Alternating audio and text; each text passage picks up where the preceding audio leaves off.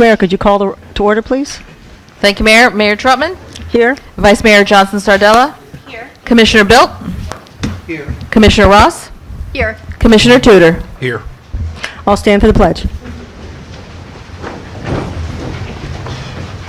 Pledge allegiance to the flag of the United States of America and to the republic for which it stands, one nation, under God, indivisible, with liberty and justice for all.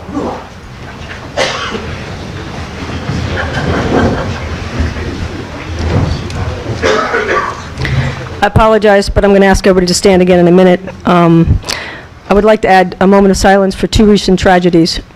The New York terrorist attack, October 31st, left 8 dead and 11 wounded. And the mass shootings in a church in Sutherland Springs, Texas, where 26 people reportedly died, half of which were children, and 20 more injured.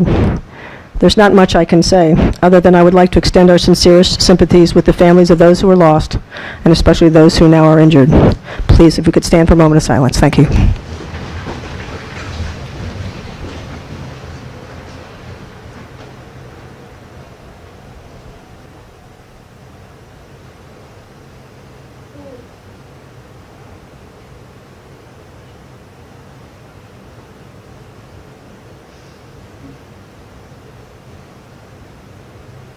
Thank you.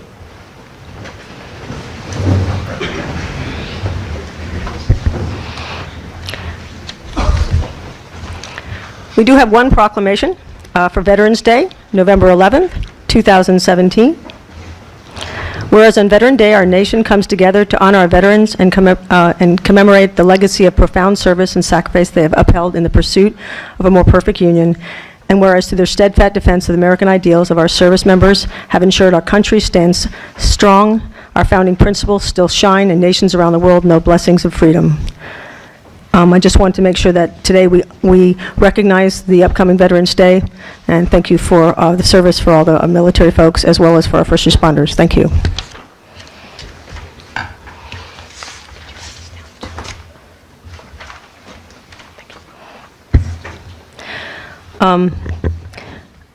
We are now going to go ahead and talk about the additions and withdrawals and deletions from the agenda. The manager has asked me to add a discussion item on trapping and neutering feral cats. He's chosen to do that at the village manager's report time frame, rather than put that in new business, so that it will still be under 5B, but I just wanted to make sure that we added that on per his request. Mr. Mayor or any of the commissioners, are there any additions, withdrawals, or deletions from the agenda? None? Okay. First of all, I want to welcome Commissioner Ross, now as Vice Mayor for the next 6 months. Vice Mayor Ross. Thank you. Go ahead and Village Manager's report. Hi, everyone.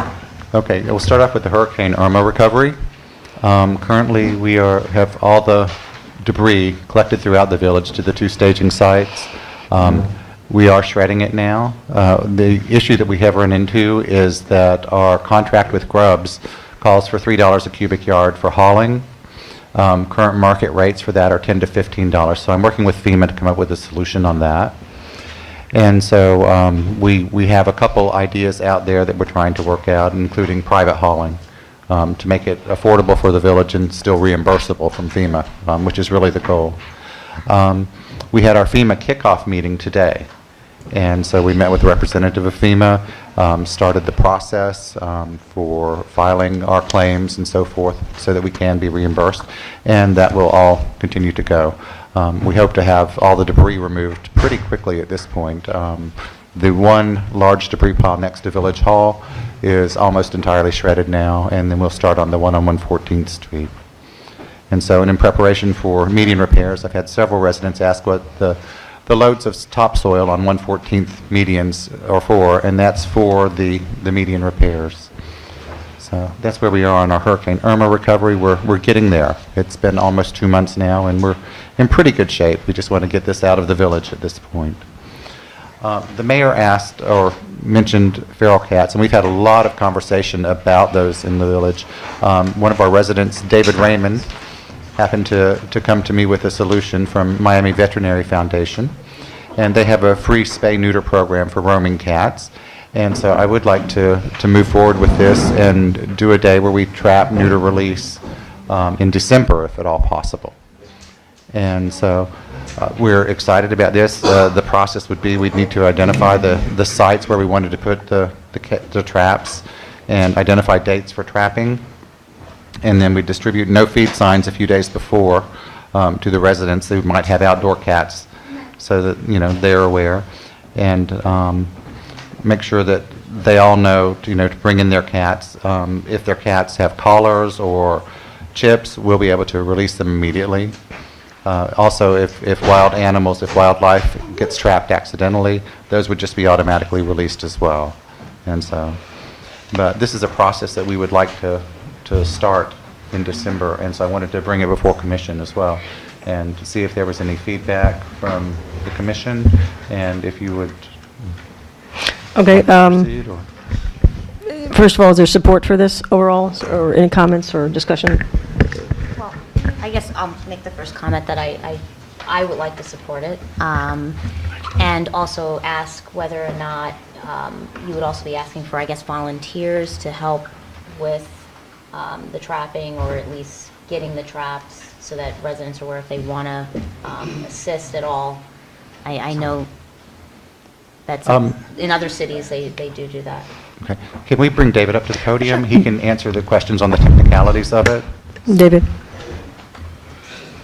David Raymond, just going to go ahead and announce your address too for us. 11520 Northeast 9th Avenue. Good evening.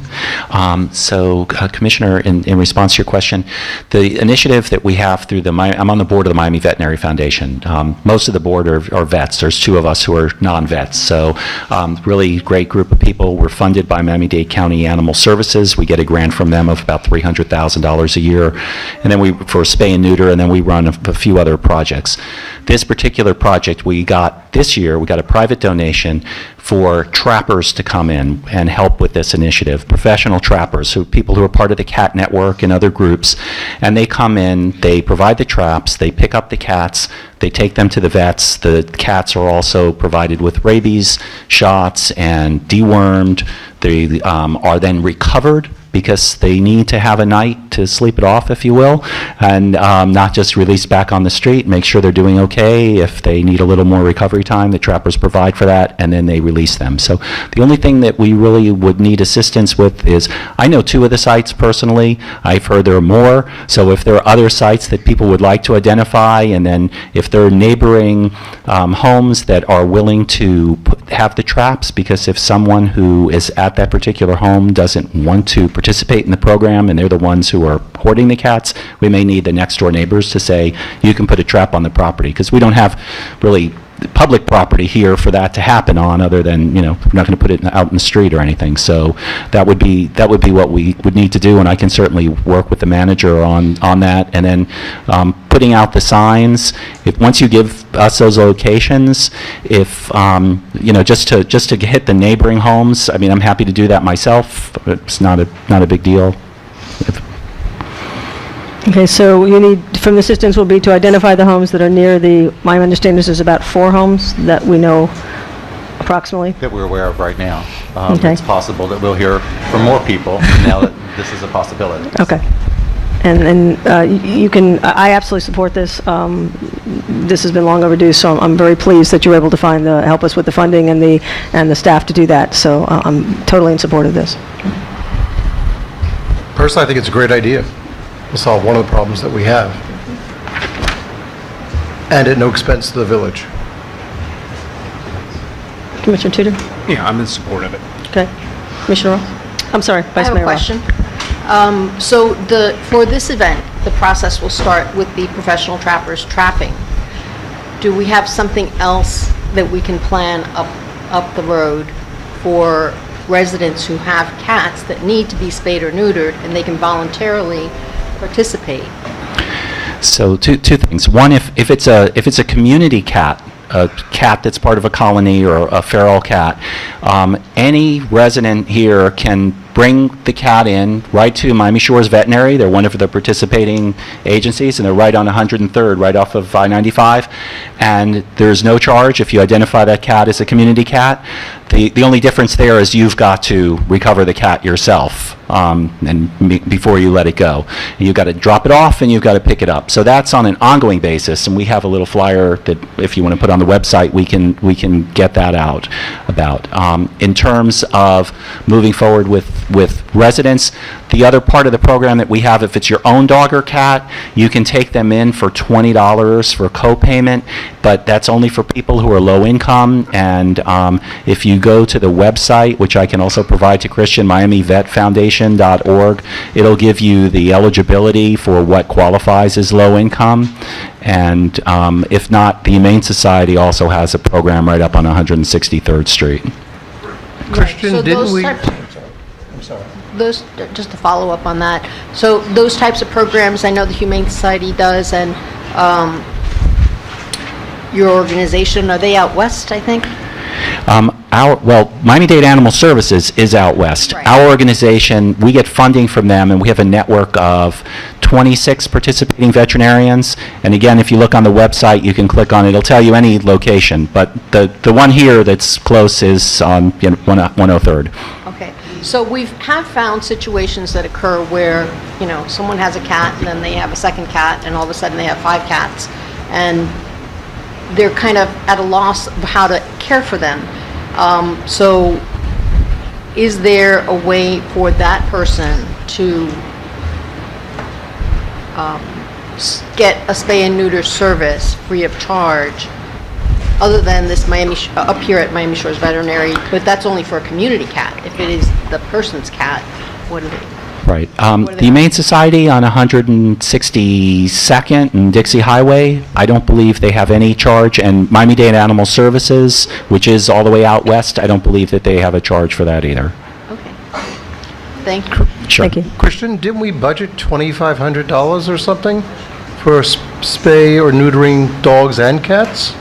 Was something something that Sally Heyman had proposed? We had, No, we budgeted for, yeah. I think I'm that trying to remember, it was- was not for that, actually, it was wasn't for an for that. educational piece, I believe. and so- I think it was spay or neutering. I'm trying to remember, I don't have the Yeah, it was spay or budget. neutering. That's so. was. We put money into our budget.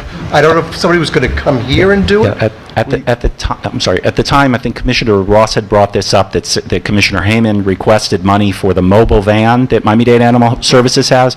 I can tell you, though, that mobile van is kind of at a commission right now. They don't have the staffing for it because it comes to one of our events every month, and it's been down for the last couple months. So that's something to pursue with her office, but it's not Okay. viable at this point that I know of. Thank you. And thank you for helping out, very much appreciate My it. pleasure. Now that Commissioner Bill brought up the budgetary line item, we could use some of those funds to help promote this event. The printing and the publishing or whatever we need for the signs to let people know. If you, let us know what you need to support you. Okay, thank you. Thank you very much. Thank you. We'll get that scheduled, and David, thank you. We're happy to work with you on this.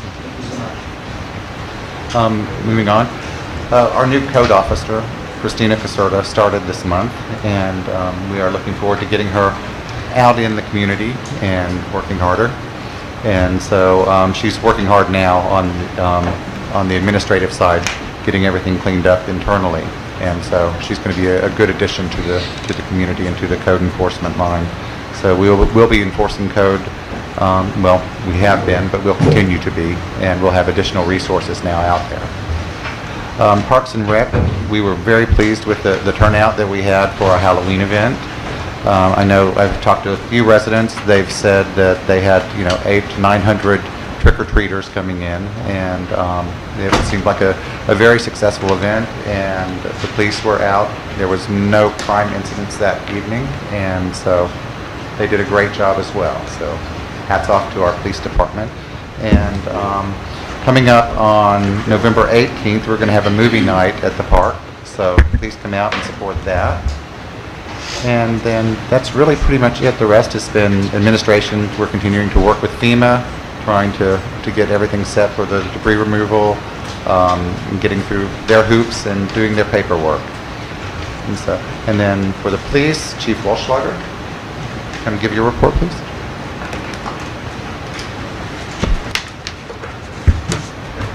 Good evening, everybody.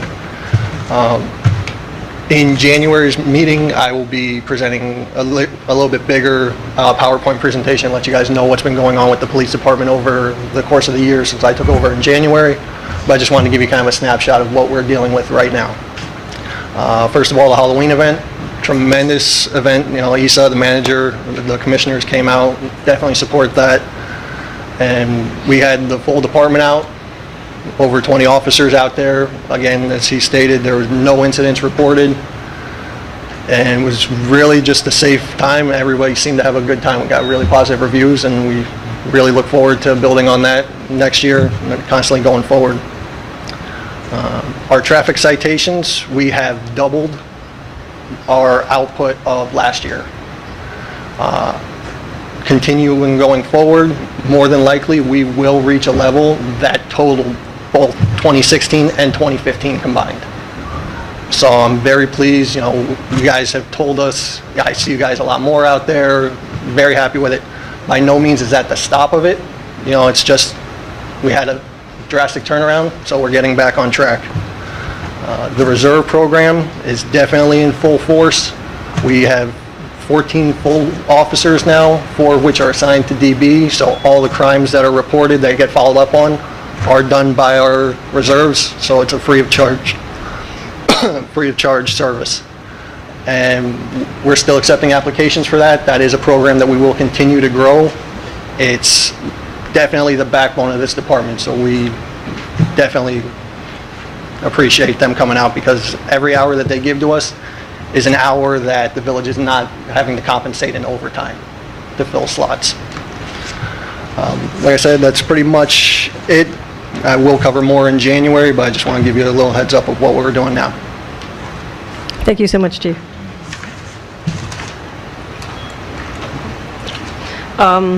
We have a presentation this evening sponsored by Commissioner Ross. I'm sorry, just a question to the manager. I didn't hear anything on finance. Do we have any updates from the finance department? On the finance department? Yes. Beatrice Galliano, our former finance director, has resigned. Tonight on the agenda, we have governmental management services, and we'll be hearing from them to replace that. We are currently working on the CITT audit, the FMIT audit. I've been in touch with both of them this week. The auditor, the new auditors, Alberni, those have been, we've signed the contract. We received the engagement letter today. That's ready for signature, and so we'll get that back to them tomorrow. So we're ready to move forward on the 2016 CAFR, all presuming that everything goes well tonight with GMS. And so as far as money in the bank, we've still got about $1.4 million in the bank, and so we're doing okay. We should have revenue coming in again from ad valorem taxes probably end of November, early December. So we're standing pretty tall right now. So we do have money going out right now with Grubbs, with the monitoring company, and so those are issues that we're going to have to continue to deal with, and we'll just be watching our budgets and trying to deal with that as we work to get full reimbursement from FEMA. Now that you, follow-up, now that you touched on the Grubbs and the monitoring companies' expenditures, of course, those are out-of-budget expenditures because we couldn't have anticipated having to have that. Do you foresee when we could have some kind of a report on the status of those payments? How far are we in? How much have we expended? Currently, we've already paid about $300,000 in expenses to them, to Grubbs and to the monitoring company. I know it's probably going to come to, I would say, probably about $1 million total when it's all said and done. That would be my guesstimate on that. That's why I'm trying to get FEMA to start reimbursing us, as quickly as possible, so that it doesn't come all out of village funds. We don't want to run into that shortfall where we have to scramble.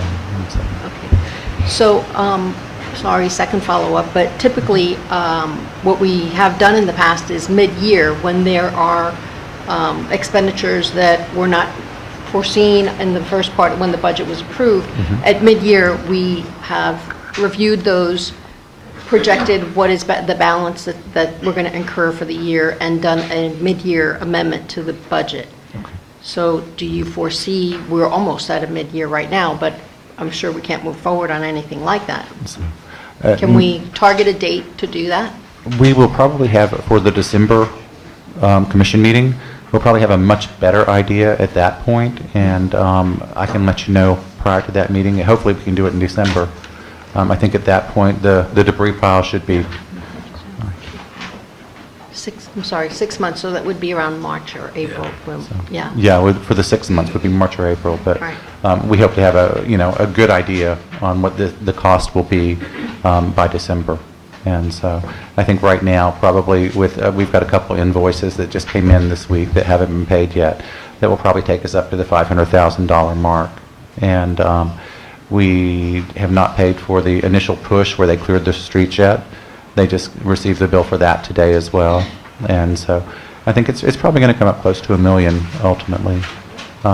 We are in close contact with FEMA on how they're planning to reimburse. There's, a certain, from one date to the next, it's 75%, then it's 90%, then it's 80%. And I'd like to have everything completed by the 80% before it drops to 75 again. And we've got time on that. We've got, 60 days from today. We had our FEMA kickoff today, so we have 60 days from today to get everything submitted to FEMA. And I'm sorry. Go ahead. Did FEMA give you any, timeline as once things are submitted, and I guess that 60-day window when we would start to see the reimbursements? They have not yet. FEMA has changed their policies recently as well. And that was, we were informed of that today.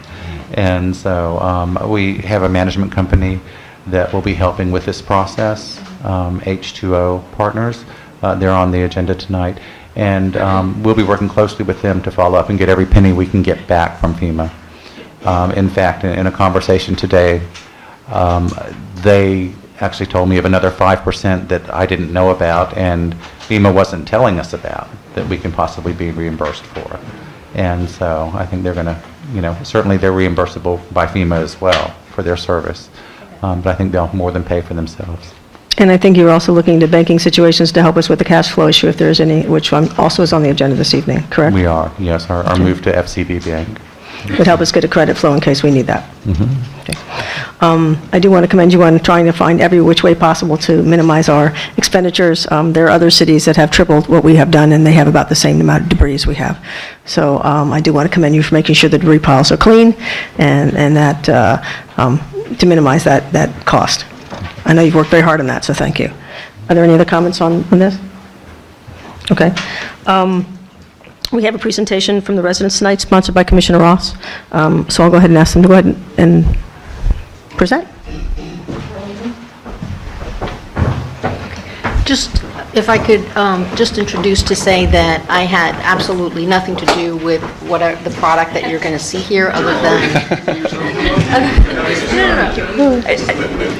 I did see what was placed on our agenda, and I thought it was very well thought out. I wanted to afford the residents the opportunity to present here tonight, and so that was why I sponsored, but I did not attend the meetings and didn't have any role in their work.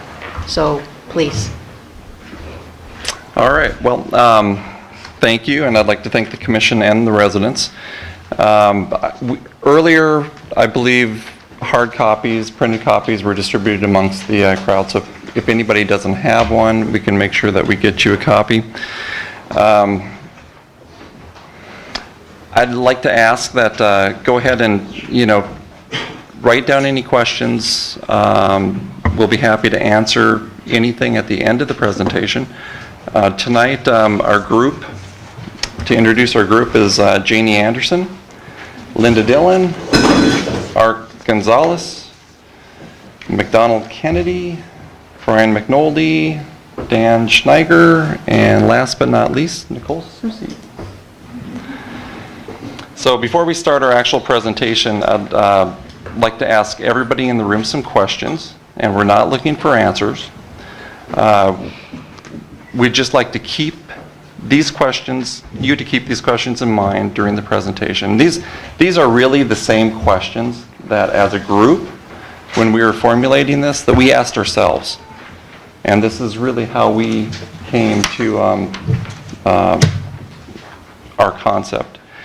So the questions are, what are your favorite things about Biscayne Park? Why did you choose to buy and live here?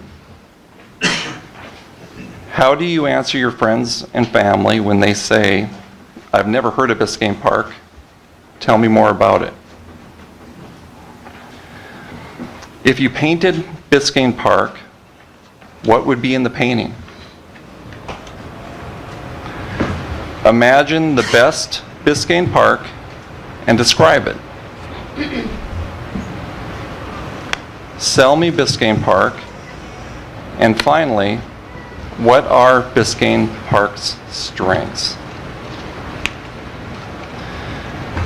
Now, Janie Anderson is going to start the presentation, and she has some opening comments. Thanks, Brad. Good evening, everyone. Tonight, we 8 residents are here to start a village-wide conversation. And we really appreciate you allowing us to have this conversation with all of you here first. But first, let's clarify what this conversation is not meant to be. It's not meant to be a to-do list. It's not meant to tie your hands. And it doesn't have all the answers. We don't claim to represent the entire community. That's why this conversation is so important. The 8 of us came together independently to work on this project because we truly care, and we deeply believe we can make a difference. But we're hardly alone in looking at our village as an amazing place to live, with incredible potential that just hasn't quite been realized yet. Surely everyone in this room feels the same way. All our residents feel the same way. We all care. We care because this is our home. We care because this is quality of life. And for most of us, our homes are the largest and most important investment we will ever make. You know, our group really focused on what do we value in Biscayne Park, and where would we like this village to be in the future? What goals do we need to strive for to get us there? You know, a clear vision and goals to strive for can only help everyone from now into the future, whether it's employees, board members, commission members. It helps us all to achieve so much more. It helps us all to be successful. And all of us as residents will have a much clearer understanding of where we are headed. You know, we don't expect this vision or the guiding principles we worked on to be adopted tonight. We present them as an example of what they could look like when developed by all of you, together with the community. We're presenting ideas, options, examples of a vision, and offering our help to make this happen. At the end of our presentation, we'll be asking this commission to act on the next steps, but not necessarily this vision or these specific guiding principles that our little group worked on. Although honestly, we do think we came up with some pretty cool concepts that people will really like. Look, we know there is never a perfect time to take on a new project, particularly when that new project is a brand new concept for our community. But there's also no time to waste in getting it started, moving it forward, and getting it done. We're not experts. As I've mentioned, we don't claim to have all the answers, but we care enough to have come together without being asked by any of you to present these ideas to all of you and to the community to get the ball rolling. Thanks for joining us in this conversation tonight. Next up, Dan, who will be explaining why we need a vision and how guiding principles are used. Thanks, Jeannie. I'm going to talk about why we need a vision and how guiding principles are to be used. So guiding principles can be used by all members of Biscayne Park to steer decisions and make choices for our community as we strive to reach our full potential. Essentially, guiding principles are a roadmap to how a vision becomes a reality. So we will get the job done more easily when we all, and when I say all, I mean commissioners, administration, all of our various boards, and the residents, direct our efforts towards the same goals for Biscayne Park. For the mayor and commissioners, the guiding principles can be used as a measuring stick. When I say measuring stick, that can be used to prioritize goals and help in decision making and moving us towards our vision as a community. Put simply, the guiding principles can help our elected officials prioritize what is truly important to the greater community. The administration, when I say administration, I mean everybody who works in Village Hall who is not an elected official. The administration can use the guiding principles to ensure that the community's values are reflected in their work and move us toward our shared vision as a community. Similarly, we have volunteers who work on many boards and committees here in Biscayne Park, and these guiding principles should reflect the values espoused, our boards and committees should reflect the values espoused by the guiding principles the same way it informs the work of the commissioners and the administration. In terms of the community, I see these guiding principles helping all residents to really understand the values and goals of Biscayne Park and why commissioners and the administration and the boards make the decisions that they make. So in order to get everyone, commissioners, administration, boards, and residents on the same page, the guiding principles need visibility. Guiding principles should be posted in all community buildings, prominently on the village website, and should be included in welcome packets for new residents. Essentially, everyone is working from the same basic standard understanding of how this community envisions itself. And that's essentially really why we need these guiding principles, in my opinion, is everyone should be working from the same basic understanding of how this community envisions itself.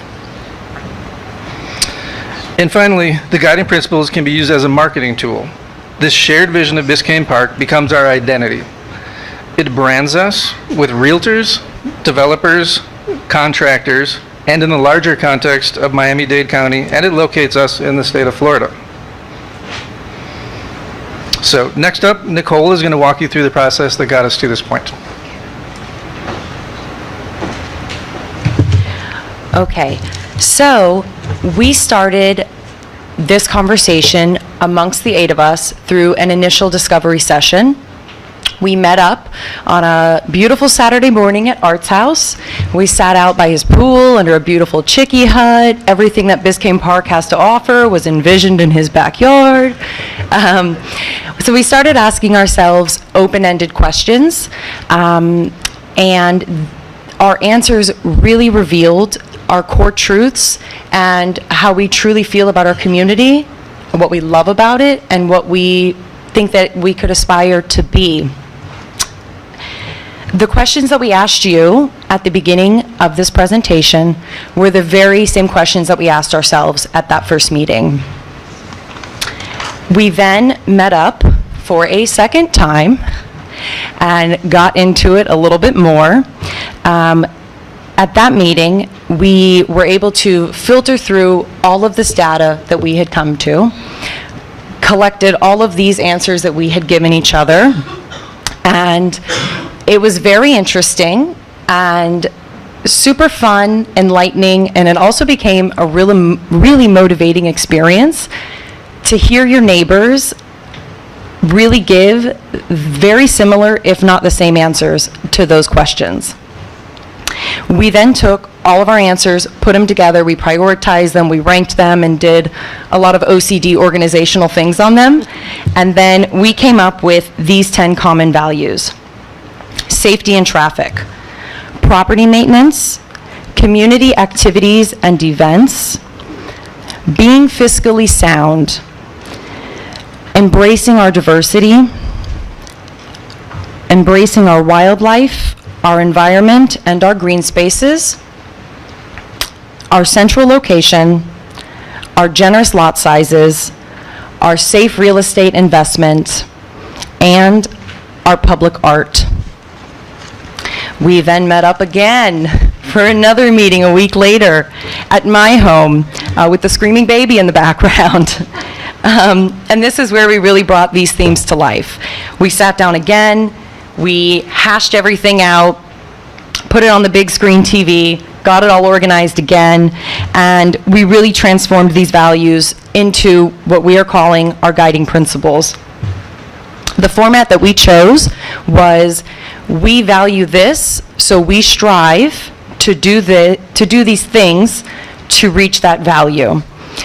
So to give you an example, unrelated to Biscayne Park, I have a 1-year-old son. My husband and I really value education. That's something that's super important to us. So my son can't speak yet. He's just mastered walking, but we're planning for college, and he will go to college. And us as parents, we are doing everything we can to ensure that that happens, that he will get the best grades. We will save money to get him into the best college so that he can become the best plastic surgeon in the Southeast, and he can pay for my retirement and keep me looking 28 years old forever. So that's an example that really kind of simplifies it for you. We value education, so we're going to do everything in our power to make sure that our kid gets a good education. These principles, these are things that we value, so we as residents want to do everything that we can to ensure that we make it happen. I'm going to pass it on to Brian, and he's going to share with you how we created an identity. All right. So after we transformed the values that Nicole just mentioned into the guiding principles, we condensed those themes into an identity statement for Biscayne Park. This identity statement, or tagline, states succinctly who we are as a community.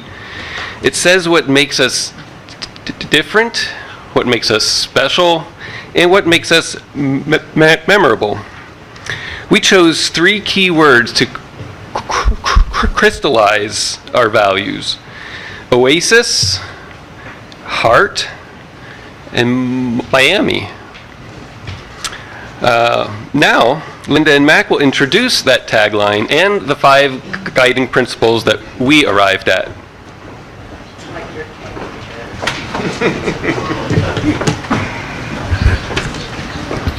Maria, would you mind jumping forward a couple of slides for us? Keep going, one more, keep going. Keep going, one more. Bingo, there we go. And then we have a little surprise. We're going to need you to hit some buttons at the end. We've got a little animation thing going on. So Linda and I have the pleasure of unveiling the tagline for Biscayne Park and the guiding principles that we came up with. But first, let me say, again, worth reminding all of you that we're not asking you to pass these. We're not recommending you take these on for Biscayne Park.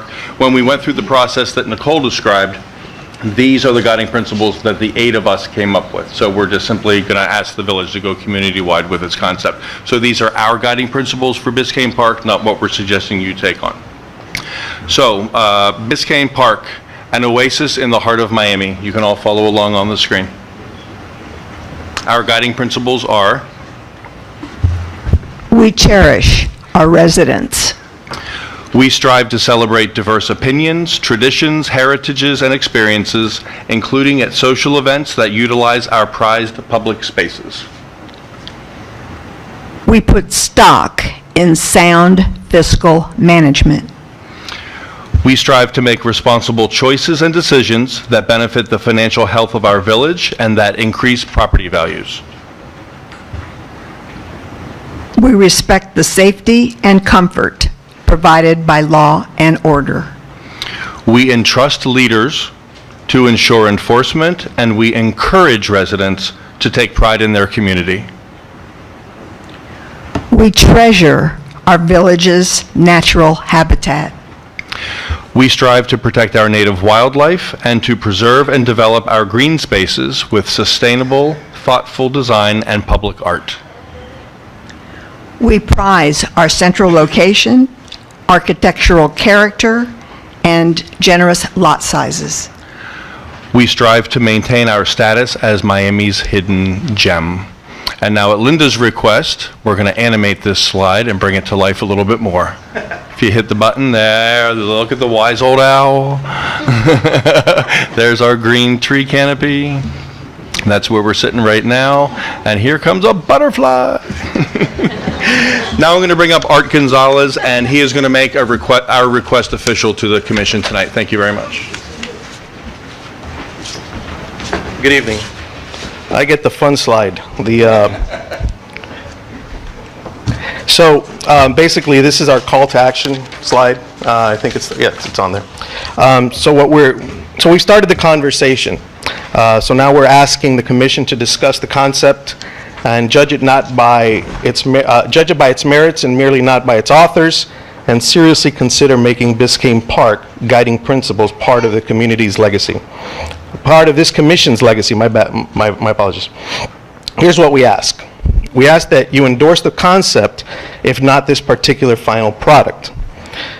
Appoint this group to take residents through the same process in an effort to gain greater perspective and to incorporate a greater variety of opinions and visions for BP. We will lead 2 separate community workshops. Commission, please attend as well. We ask that you provide the rec center at no charge. Can't afford it. Wednesday, November 15th, 6 to 8, and Saturday, December 2nd, 10 to 12. We ask that the village send out 1 email per event to the resident database to encourage attendance.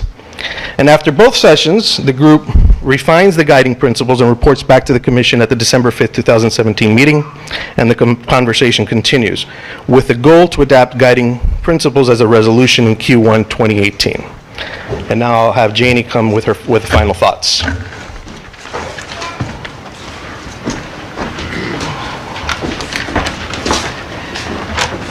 Once again, I'd like to close by thanking all of you for joining us in this conversation. We would respectfully request the commission to approve our request, and we'd be happy to answer any and all questions about our presentation. We'd also like if this commission would be so gracious as to allow, as sometimes happens after presentations, at least a small amount of time for anyone in the audience, many of whom came specifically for this tonight, to be able to ask some questions now rather than waiting to public comments. Thanks. Public comments follow, so public comments are right after this. But if they have a question, will we be allowed to answer? That's really a commission decision. Yeah, I'm fine with taking comments. Sure. No problem. Okay. Thank you. Any questions, first of all, from all of you? No, but Mason has one. Mason has lots of questions. None for me. That's a chant of support, by the way. Yes. Any questions? Anything you'd like to express? Things we need to explain better? Thank you. Thank you. We're going to open up the floor now for public comments.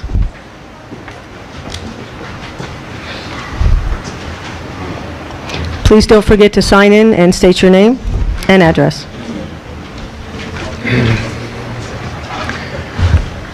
George Marironi, 1002 Northeast 118th Street.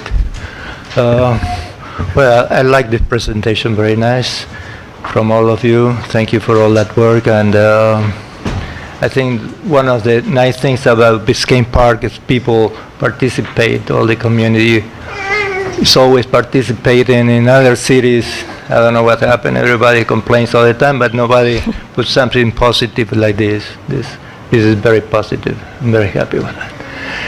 I wanted to say on behalf of the Biscayne Park Foundation, Amazonia group, the ensemble that had the concert last year, is offering another concert for free for the residents this year on December the 10th. Between 5 and 6 p.m. And we thought to do it at the recreation center instead of here because we have more space over there. Last year, this area was too small. So we want to ask kindly if you can remove the fee for that hour, the rental fee for the rec center, and we are going to make the formal announcement before the when we have the pamphlets and all the flyers. But we need to remove the fees so we can go ahead with that. Normally, we don't do this, but just in the effort, because there's so many people who want to speak, can we just address that? Is it okay to remove the fee right now? Any objections to removing the fee? No. Make a motion, I think we've done it by motion in the past. That's fine. To waive the fee as it is an amenity for the community and very welcome. Okay, Thank you. thank you. Thank you. Is there a second? It's on a Sunday, December the 10th. All those in favor? Aye. Aye. All right, thank you. Second? Thank you. Charlie Easton, 960 Northeast 116th Street. Everything that you presented here is sort of a glittering generality that all sounds very nice, and it all sounds a little bit odd. Things like we can all share in the values, and the whole thing of Biscayne Park being lockstep as a community based on these guiding principles is just contrary to the first principle of supporting diversity. I mean, we support diversity to what extent? To the fact that it's the diverse people like us. What about the diverse people that aren't like us? And what about the people that don't want to be part of a vision or a marketing scheme? What about the people that just want to be left alone in their home, which is their home and not a commodity? I worry a little bit about this kind of thing because it just seems more and more to me to be a marketing, a selling real estate kind of thing, and I don't want to live in a commodity. I want to be left alone, and I think a lot of the people that have been here for a long time are in the same position. I can't speak for everybody, but I can speak for some people that they don't want to be part of a vision moving forward into a more and better, somebody's idea of better Biscayne Park. They want to be left alone. They want to live their lives. And if that's a little bit messy, if that doesn't look like what the people who pay the landscapers every week want their house to look like, you know, that's part of Biscayne Park too. And that's part of the charm of a village like this, is that it can grow organically and not part of a vision of let's decide on what we want to be. Because we individually all want to be different things. And people keep bringing up the word that accidentally slips in conversation that says you are a member of Biscayne Park. I'm not a member of Biscayne Park. I'm a resident of Biscayne Park. And one is a member of an association. Is that where this is going? Are we going towards a homeowners association? If we are, let's say so. And let's think about that. And on the whole, you know, everything, all of these principles, there's nothing objectionable to them. And there's nothing of any real substance to them by themselves. So where's it going? That's my question. Anyway, thank you. Thank you. Dan Smayer, 1030 Northeast 121st Street. I want to talk about something else on the agenda, so if there's anybody else that wants to talk about this subject matter. This is public comment, so you can comment on anything you like to. My reason for speaking tonight is about the agenda item 8D, the hiring of Glenn Starsberger. I apologize if I pronounce his name wrong. First, I would like to give the present administration credit for trying to close the case against Officer Rivado, who is presently suspended with pay for the past 2.5 years. In my opinion, as a reporter, I investigated this officer and the allegations against him. I believe this was a witch hunt by a former city manager, Heidi, who was out to get him on bogus charges. After he was cleared by the Dade County State Attorney's Office and flouted the FDLE in April of 2015, her goal was to try to get this officer to turn against our former chief and other officers who were under investigation. He informed her that he had no information on them, and she didn't believe him. According to Heidi, Biscayne Park didn't have to have an internal affairs office.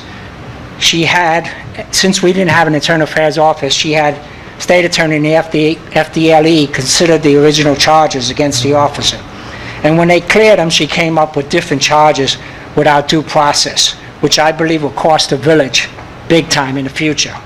Maybe Heidi didn't know that if we don't have an IA office, all she had to do was call Metro-Dade Police Department, and they would have done it at no cost to the village. I believe the present charges against this officer are bogus. We either need to fire this officer or bring him back. Doing this investigation now will not bring justice to either this officer or to the village. I believe this is being done so that the village can cover their butts if this officer brings suit against the village in the future. My suggestion at this point, since this administration was not involved in this matter, would have this go to mediation between the officer, his attorney, the village, and its attorney. Any other route would be time-consuming, costly, and detrimental to the village. Thank you. Thank you, Dan.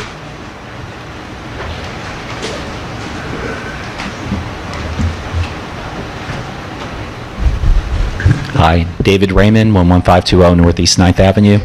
I sort of struggled as to if I were going to get up here and say anything about the values and the guiding principles, and I sort of struggled every time I saw it on Nextdoor, and I've been trying to figure out why it's been bothering me, and I'm still sort of coming to grips with why it's bothering me.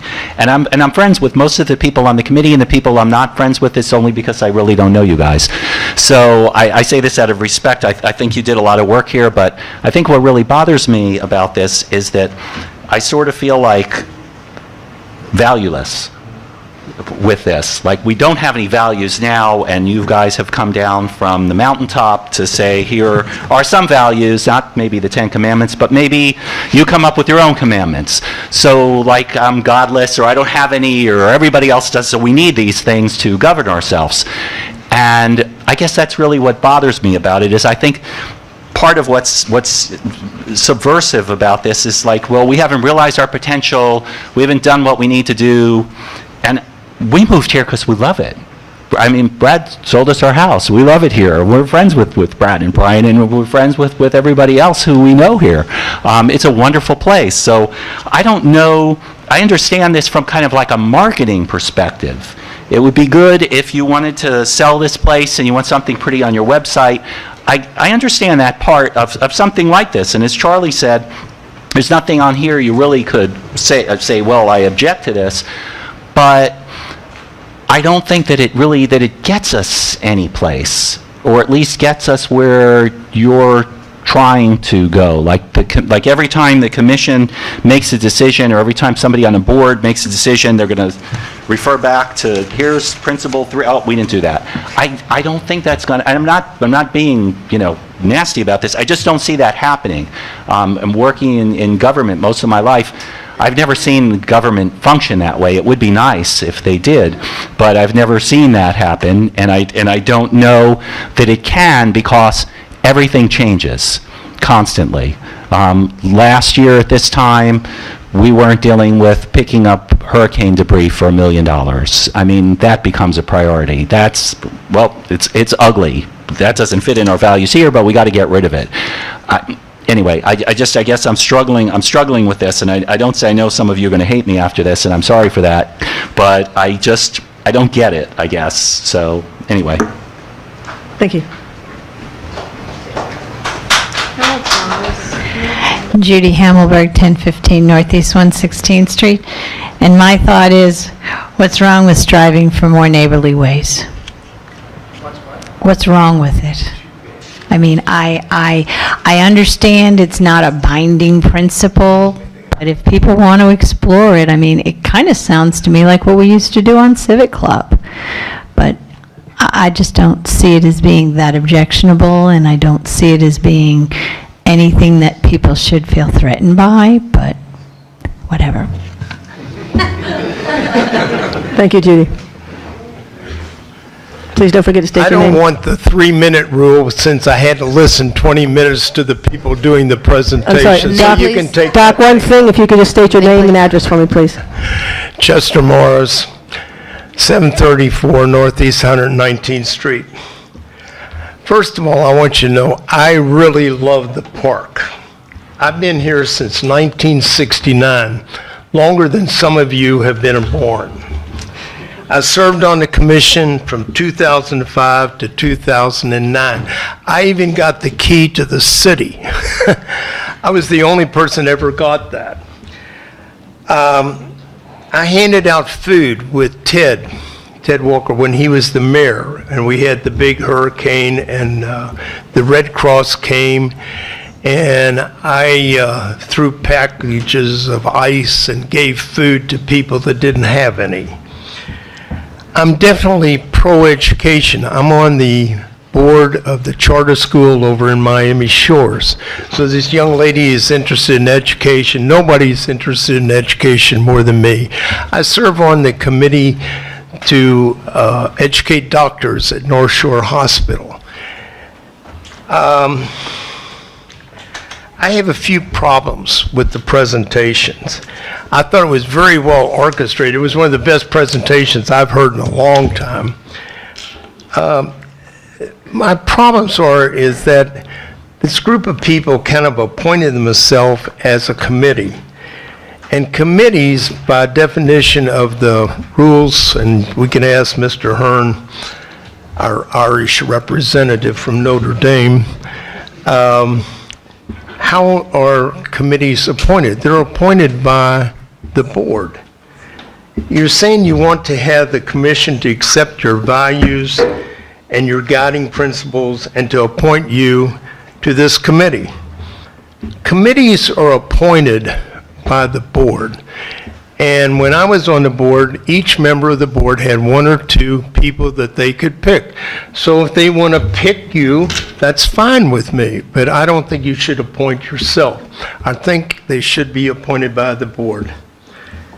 So I didn't see the need for any of this without the commission's support, and that's why I voted for these people up here.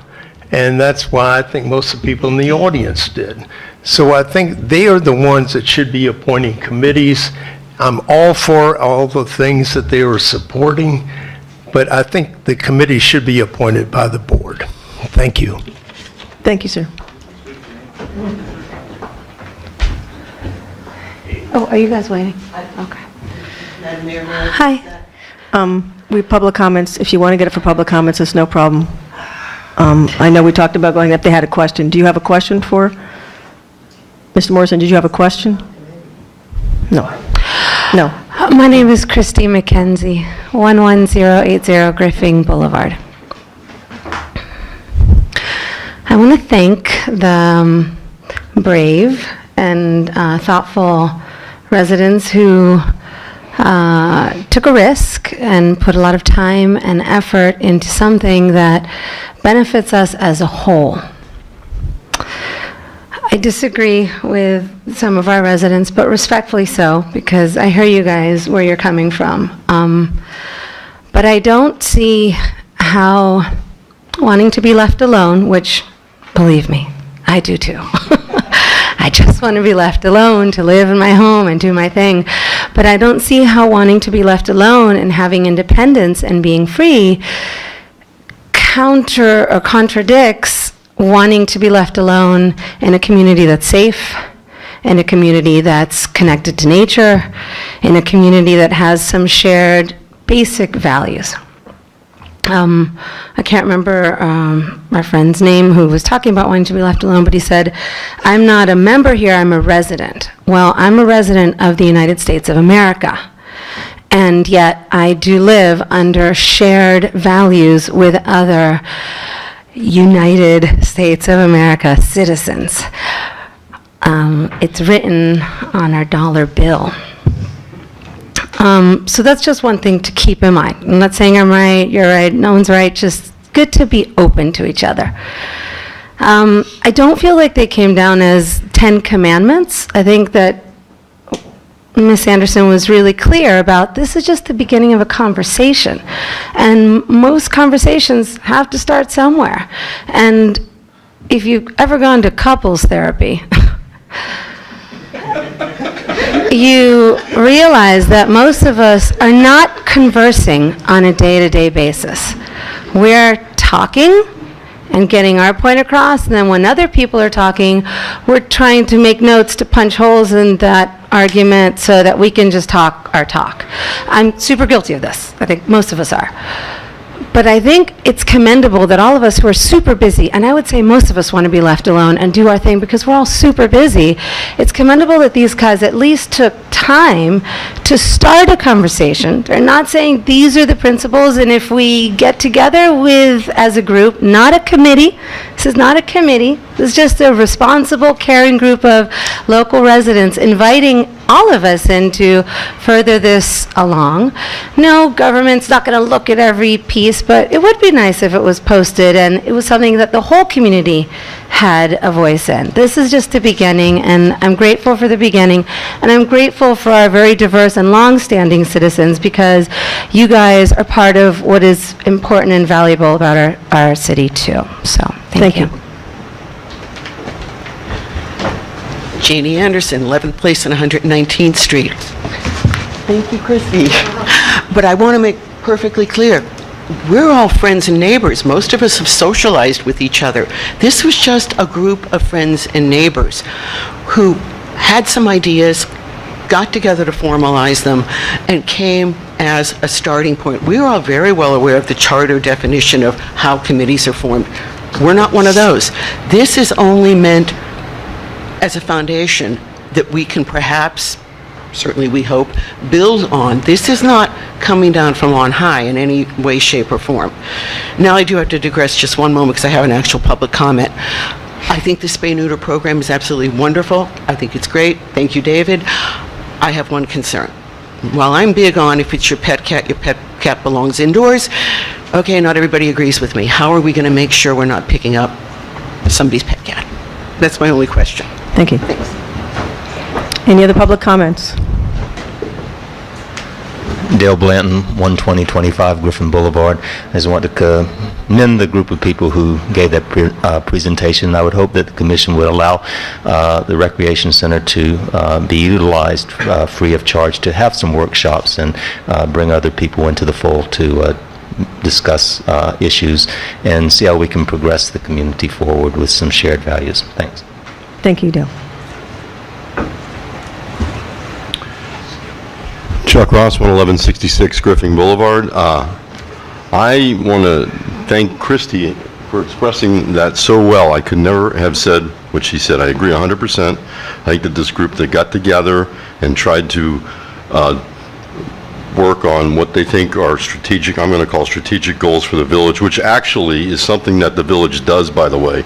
It has a comprehensive plan, it has strategic goals, so whether you don't want goals or do, they actually are required to submit something to the state to that effect. So what they're doing is trying to get a general understanding and just build a platform so that we can have, as everybody has said dozens of times, a conversation.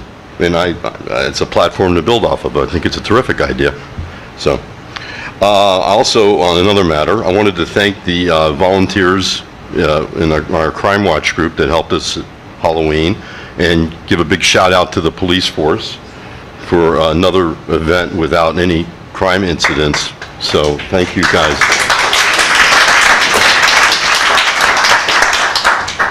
And the volunteers that I just to mention them are Fred Jonas, Erica and Walter Pettis, Rosemary, Judy Hamelberg, Rox was there, Dan Samaria, and I believe Will was even there helping out the rec center, right? So thank you guys. So was the mayor. And I think there was other folks as well. There were a lot of other folks that came. On another matter, since the driveway ordinance is on the agenda for discussion, the way I think this has been handled needs to be taken and and needs to be sent back to the Code Review Board, because that's what we've always done with these things. I don't think that the changes that you're trying to make up there at the table, I don't call it a dais, the table, it's not the proper format to do this. This thing, the other ordinance that was brought by ROX, that was the proposed ordinance by the last commission, that was vetted by the board and brought back to the commission. Same thing needs to happen here. We've taken something that was vetted, we probably should have worked with that, not tried to rework the whole system again. And there's a lot of things in it that don't seem to work. Like, for example, preferential use of the swales. This is something that's very difficult to enforce. I actually spoke to someone at Miami Springs, and they said that it's one of those things that's difficult. Let's just leave it at that. So I think I run out of time. Thank you. Thank you. I still have 27 more minutes, but anyway, I wanted to bring up to the audience and to you. I'm sorry, Doc. Chester Morris, 734 Northeast 119th Street. If you could just keep it to, unfortunately, we have 3 minutes. If you could just keep it to 30 seconds for me, please. I'm going to give you 1 minute. This coming week, we have November the 11th. A lot of people don't know what November 11th is. The 11th hour of the 11th day of the 11th month. That was Armistice Day. Armistice Day was the end of World War I. Rotary has taken up the flags, and we send flags out in the neighborhoods, and we put them up 4 times a year. We charge $50. We put them up. We take them down to honor the veterans. There's a veteran there. I'm an old vet, and I'm sure there's some other vets in the audience here. So if you're interested, please get in touch with Rotary, and we will put a flag up in your yard 4 times a year. They'll leave it up about 4 or 5 days, and then we take it down, we store it, and we take care of it. Now you're saying, well, what does that $50 go to? Every year, I've been able to get $500 sent to the village for Winterfest. Where do you think that money comes from? It comes from the sale of the flags. This young lady here was interested in education. Every year, we give $1,000 to $2,000 to 9 schools that they can use it for anything they want. So where does that money come from? Selling the flags and doing other projects throughout the year. So please keep us in mind. If you're interested in a flag, just come on by and I'll get you one. Thank you so much. God bless. And God bless the USA. An American flag or American flag. My great-great-granddaddy fought for the Confederacy, but I'm a Union guy. Thank you so much, Doc. Any further public comments? Good evening. My name is Olivia Magro, and I live at 690 Northeast 121st Street. I think that the guiding principles it's an excellent idea. I thank my fellow neighbors for coming up with this superb idea. I understand some of the concerns, and I respectfully ask that you allow the us residents, an opportunity to explore further discussions on this issue, and that you allow us to use the rec center as a place for us to come together to discuss it. Thanks so much. Thank you so much. Yeah. Okay. More public comments? Bob Anderson, 11th Place and 119th Street. On the driveways, it's taken a lot of years to even do this one, and we've had a few of the other ones that we worked on or was worked on, like the fence ordinance. The problem is these things get tangled up, and it's reworked so many times on a dais that it turns out it's not really a good ordinance. What I'm requesting is for you guys to think about finding out what it would cost to have a professional company come in that does these things and see what they would charge to go ahead and write the ordinance, including what you guys want to have in there. But let them write it. Somebody who knows how to write these ordinances that are clear, concise, where everybody can understand it. Thank you. Thank you. Any further public comments? MacDonald Kennedy, 11705 Northeast 11th Place. David Raymond. You may put as many traps in my front yard as you choose. We have a big front yard, and you're welcome anytime with your traps. God bless and Godspeed. However, subversive? Look, regarding this presentation, had we come here and said, we claim to represent the entire community, and we are experts in this field, and we came to guiding principles that we are asking you to adopt because we think they're perfect, then some of these comments might make some sense. But we didn't do any of those things. We came here and said we care a lot. We see you working really hard. We see the boards working really hard. We bitch a lot. We hear other residents bitch a lot. Please, wind the language, please. It's a public The meeting. word bitch is on the list? I'm sorry, okay. Jeez, I was just getting started on my list, okay. We complain a lot. Other people complain a lot. Some people complain to you. Some people complain behind your backs. Some are more vocal. But we just came here to say, all of this could be so much easier and you could be more productive if everybody agreed that there was something we were aiming at. That's all. Any organization, whether it's a community, and by the way, you can go online and look at communities and you'll find that communities have these. We didn't invent this idea either. Communities have these, businesses have these, clubs have them, fraternal organizations have them. It's pretty basic stuff. When you go to work for a lot of companies or you join a lot of groups, the first thing you do is you go through your onboarding and they say, okay, this is what we're all about.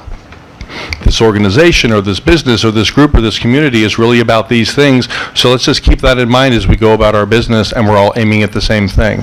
And they're community values that the community comes to together. So just as a reminder, because I didn't hear any comments from you guys, the silence was rather deafening.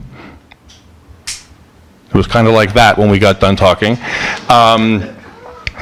We would like an answer tonight, and all we're asking for is, we're not asking you to adopt these things, we're just simply asking you to say, well, that's cool. There might be some value in that, having values. You can have the rec center for 2 nights and come back and tell us what you found out when you opened this idea to more people. Clearly there are people in this room who would like to come and participate in that. Clearly there are not. But I expect that they'll probably show up too, to make sure that one of our community values is leave me alone, Charlie. And we'll be happy to have that conversation with you. Exactly. So we're simply asking you to let us take it. Comments? I understand. I'm going to take my extra minute like Doc did, but I'll stay here and do it all at one time rather than sit down and come up and do it again. So we're simply asking you. I'm asking you to close. Okay, I'm closing. You've had plenty, please. Okay, I would have been closed if you let me close. So here I close. We're simply asking you to let us take the next steps and let some other people come through and share what they think about it and come back and tell you again. Thank you. That's all we're asking. Thank you. Are there any more public comments? Good afternoon. My name is Gilbert Cuevas. I live at 712 Northeast 114th Street. First and foremost, I think the idea of us starting a conversation and getting people involved, I think it's a good idea. Why not? My biggest pet peeve right now is, and my question is, if somebody can really give me an answer, when is that crap from front of my house going to be taken away? That's what I would like to know. Please? Does somebody have an answer? I've gotten so many answers during this week that I don't know who's lying. I think if I was living in front of where you're living, I think I would understand your question. I'm going to allow this because I think they have been incredibly gracious to us. I'm going to allow the manager to address us. Thank you. Yes. thank you for putting up with this. We know this is horrible. I can tell you that the pile next door to us at Village Hall, we're smelling it and breathing it and all of that as well. So unfortunately, we have a lack of open space in the village, so it had to be put somewhere, and that was it. As for when it will be removed, we should be finished chipping this one hopefully this week, and then they'll start moving over there and start turning all of that to mulch. And after that, as soon as we can find someone to haul it out, we will have it hauled out. My goal is to have it hauled out by the end of this month. It depends on if we can get FEMA support on the reimbursement for hauling. So, but it will be going as quickly as humanly possible, I assure you that. Okay. And thank you for your patience and everybody on that block. Pam Garman, another voice from that block. I live at 721 Northeast 114th Street. I guess none of you probably have experienced what we've been experiencing, but you've heard from Mr. Manners what they're going through. They smell it. We smell it every day. We've got rats running around in there, bugs. It's a hazard. And not only that, I've heard from the two firemen that live on the same street, on 114th Street, that it's an extreme fire hazard. I got a tutorial from someone from the Grub group that told me that when it starts to decompose at 180 degrees, it can ignite.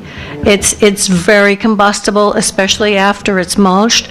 And I understand that there's been some concern about getting reimbursed from FEMA, the amount of money that's being paid per load. But I'd like to address this to you, Mr. Manners, and to hear from you of how soon after it's mulched will it be hauled away, because according to the firemen that I've had conversations with, I mean, they've had to come and hose down the pile over here when it started smoking, and after it's mulched, as I said, the core temperature, apparently when it reaches 180 degrees, it will ignite. And we're, deathly afraid that it's so close to our homes. Once that ignites, if spark comes onto our asphalt roofs, our houses will go up in flames. I don't think this is an unreasonable concern for us. We are all very, very worried about this. So if you could just give us an idea when it'll be hauled away, after it's mulched. And that's our biggest concern, the mulch, not so much what it is now, because it's still aerating, but... Absolutely, and one of the things that we're doing, we take the internal temperature on these piles, so we make sure that they are like at 160 right now. I understand, When they get yes. to 180, doesn't necessarily mean they will combust, it means they can. They can, well, that's So, small there's a difference between comfort. Can and will, but it is small, I agree. But we will be removing these as quickly as we can. We are working to get the haulers, the trucks to haul them to the dumps. I've worked with Grubs. They seem to have a solution. I should know tomorrow. The minute I get the go-ahead from them, we will have trucks lined up and hauling this out of here. I want it out of here as much as you do, believe me. You don't know how much we'll appreciate it that it's removed as quickly as possible, because the fire hazard and the concern we have is just the stress of just wondering what's going to happen, and every day the mess there is just unbelievable. I agree, Pam, and I share your concerns. Believe me, I'm working right next to it and spending an equal amount of time to it. So I'm with you 100% on this. And we still regret that Royal Poinciana that you planted that got mowed down. We'll get you a new one on that. Okay, thank you. Thank you so much for expressing your concerns and for your patience. Okay, thank you. Sorry, Christina McKenzie again. Just on this issue, can people volunteer their trucks to tow? No, it's not allowed I'll let him address it. It's an FDEP issue. Go ahead. Yeah, that's this mulch, because it's not clean mulch, has to go to a DEP-approved site. Okay. So it's not something that we can just, get a few trucks and go with. Gotcha. And then one more thing. I want to do a holiday caroling group. So I'm going to put it up on Nextdoor, but if there's some way to work with the administration or... Great idea. Okay. Well, if you could work with the village manager on that and see what we can do to help you out. It's a fabulous idea. Thank you. Okay, any more public comments? Close the floor to public comments.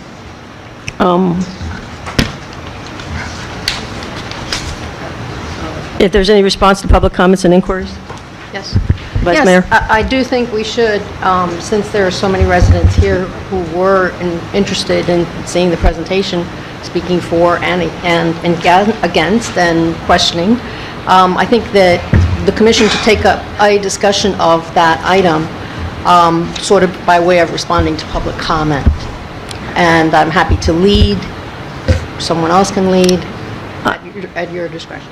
The only concern I have regarding making this another more lengthy discussion is we are still on information. It is now 8:19. I do not want to not make public comments or talk about this. What I'd like to do, since it's not on the agenda as a conversation piece, is to briefly, if we can keep the comments short, and then we can decide whether or not we'll move forward with this. I'd like to see us do that, if that would be possible. And I'd like every person to have, maybe if you guys can keep it as quick as possible, maybe to 2 minutes, if possible. Commissioner Ross. I'm sorry, Vice Mayor Rush. It doesn't have to be a lengthy discussion. I don't think we need to solve anything today, but we should at least address what are next steps. You know, are we willing to engage and encourage and support this kind of discussion? So if we go down If the that's line. okay with the commission, because I know this is out of the agenda.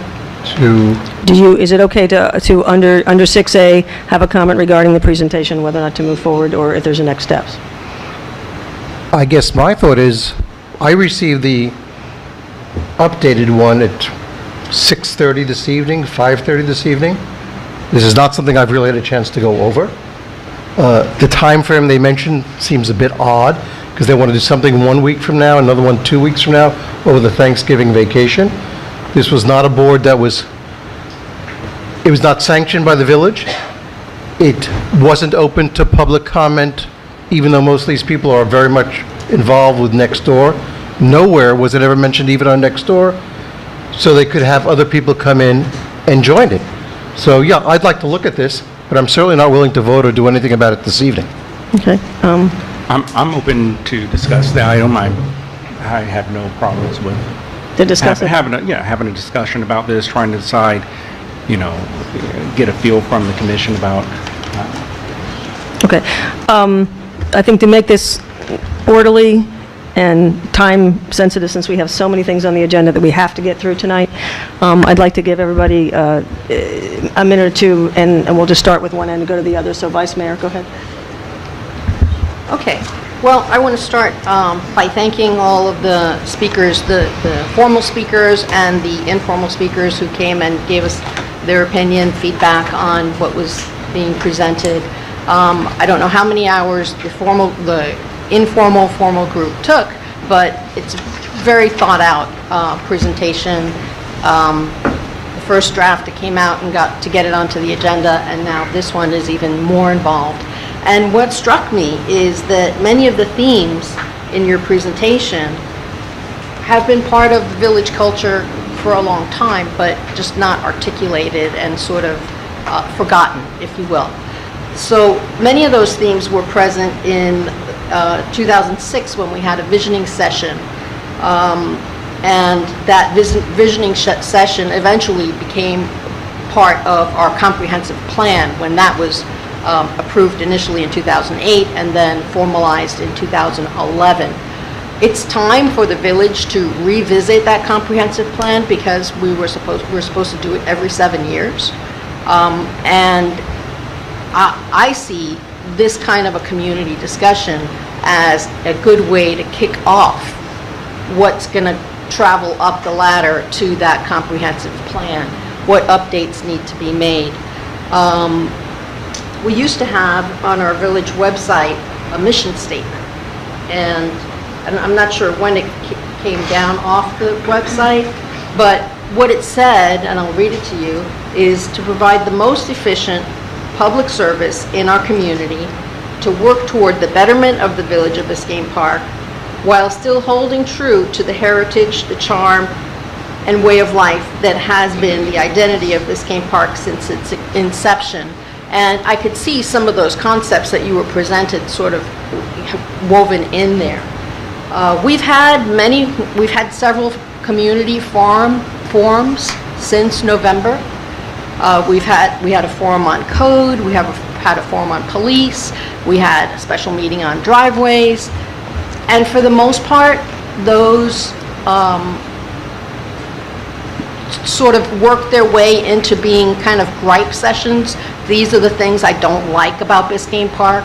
You know, it was more about people complaining to try to achieve a better service or a better environment.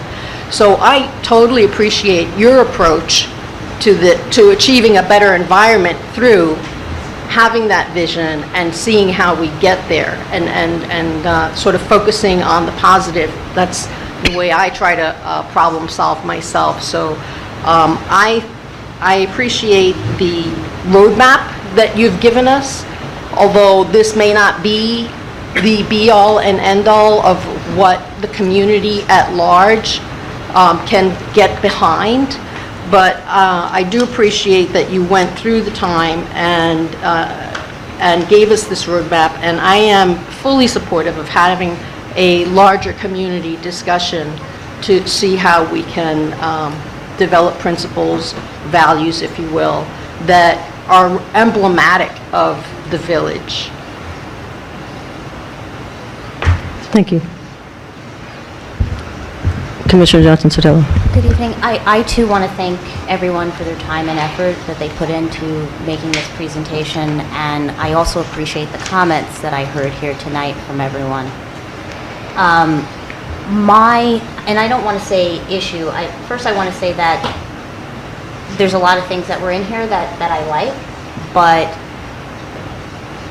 one point I want to make is that I would be open to a larger community conversation. And the thing that I find problematic, and probably what I'll say right now, is that the timing issue, I kind of agree with Commissioner Bilt that it's a little close. I think that there are important issues going on right now in the village. A resident just stood up speaking about, you know, combustible mulch piles and things like that. So the timing may not be right for this, and it doesn't mean I disagree with a lot of things that you all said tonight. But what I would like to see is that the entire community has an opportunity for their voice to be heard, whether or not the same members that stood up today to make this presentation actually form a committee.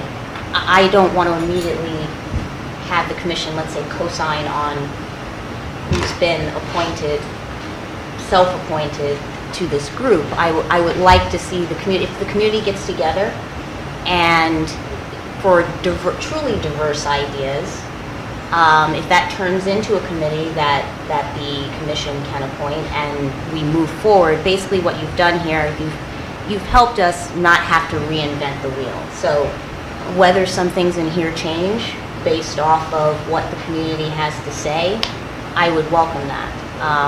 But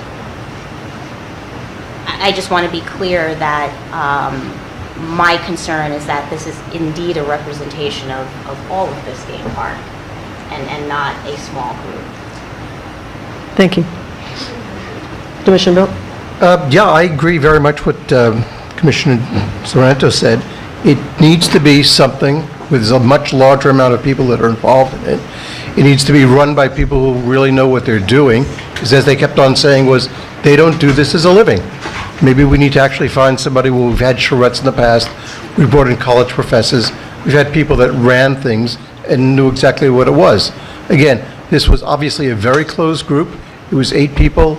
It was not noticed anywhere. As part of transparency, we cannot let that happen. We just cannot. Certain things, I think it needs to be done. Let's see about doing this after the first of the year. We do have a mission statement, which seems to be fine. I think all of us do what we can do. We all try and be fiscally sound. As everybody can see, we've done everything we could as far as police, public safety, and administration. I guess the one thing in here that I do have an issue with is boards and committee rule by guiding principles, so these values are reflected in their volunteer work. No, I'm sorry. Boards are, in fact, regulated by law. It's nothing that anybody particularly wants. We have to do what the law says. We have to do what our ordinance says. This is not something people make up as they go along. Pretty much a lot of the stuff that we do is the same thing. We're regulated by law. And that's the way it is. Yeah, I'd love to have a conversation about it. I'd love to see it more open to many, many more people.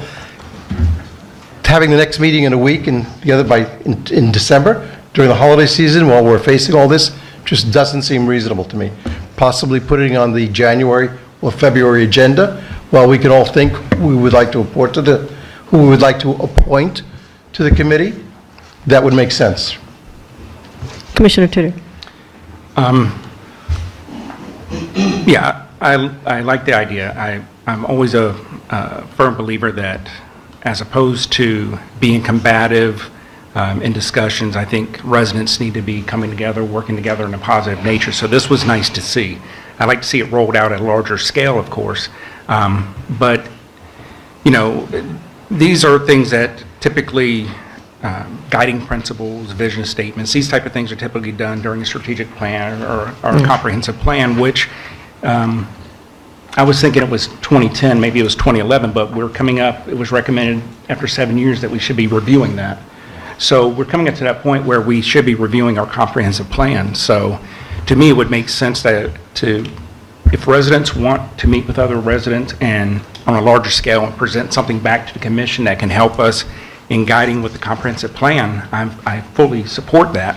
I do think that maybe the timing, maybe it should be pushed back to the beginning of the year, right after the holiday season, just so that you have a better chance to reach out and to get more participation from residents. But this is the type of thing I would like to see going forward from residents. This is the type of collaborative environment that I think should be fostered. Thank you. Before I give my comments, I just don't want to even entertain a time frame till we discuss this with the manager, who has his plate enormously full. I just want to make sure the residents are aware of the following. We're currently, as everybody knows, in the multitude of issues, both cleaning up stuff from the past and the stuff from the present. In addition to the multi-million-dollar cleanup, or at least $1 million cleanup, we have numerous state audits. We have an FMIT audit. We have 2 CAFRs. Make sure I get all my initials right. FRS, and I'm missing one. And CITT, thank you. 5. These are all done by the state, and these all require a lot of staff time. We have a change in fiscal management due to a positive thing that happened to the person who's leaving. I won't get into that, but it's not a bad thing for her. It's just not a great thing for us. But we're in the middle of changing fiscal management and all the record keeping that goes with that, and that's not a small deal. That's a very big deal. Increasing the scope and functioning of the code department, developing and implementing new ordinances, preparing for an RFP for the building department, and we could go on and on. I'm not going to go on. I'm going to stop there. I would like just to ask the village manager your thoughts on time and having to start basically, what you're starting is a comp plan. And my concern is, even with the time frame that's being offered or discussed here, I just think you have a lot of stuff going on, and I don't know what your staffing is like, but I've been over there and you're quite tight. So do you want to address this? Sure. I mean, we are tight on staff. We are tight on time right now. There's a lot of different projects going on internally at Village Hall that we're trying to clean up some old stuff and move ahead as well. Our comprehensive plan is due. We need to work on that this year. And from that perspective, a visioning group or a strategic planning group would be helpful. Today, I couldn't participate in it, and I would actually like to have a voice in it at some point, at least be able to attend. And right now, that time for me is not there. Maybe after the first of the year it could be, and so as we move forward, I'm glad to entertain that. I think they did a great job presenting tonight, and I'm certainly open to to hearing more.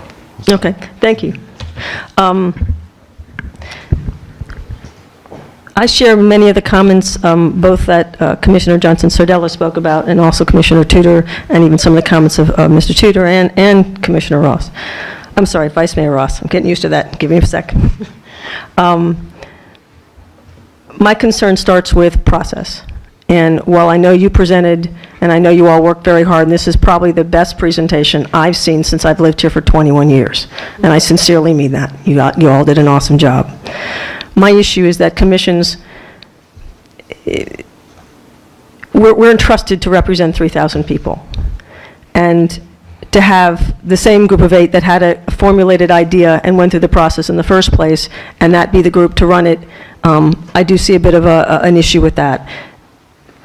Not because of who they are, because I genuinely believe that the majority of all the individuals involved worked incredibly hard, had the best intentions for the village, and still do. I am absolutely would be supportive of moving forward with this in the future. I just can't, and I don't want to commit to a date. I don't want to commit to a time till we make sure that we have our ducks in a row. But to me, it would be closer to the March timeframe, unless that doesn't correspond with the timeframe for the comp plan. The timeframe the comp plan would be? We've got until next October, I think, to put out the comp plan. Okay. I personally would like to see this towards spring, and not to the first of the year. I think we're biting off a bit more than we can chew. I think this also starts the conversation within the community, gives the community some time to think about things, and also gives them time over the holidays to enjoy their holidays, and not be forced into rushing to make a decision about statements about the village.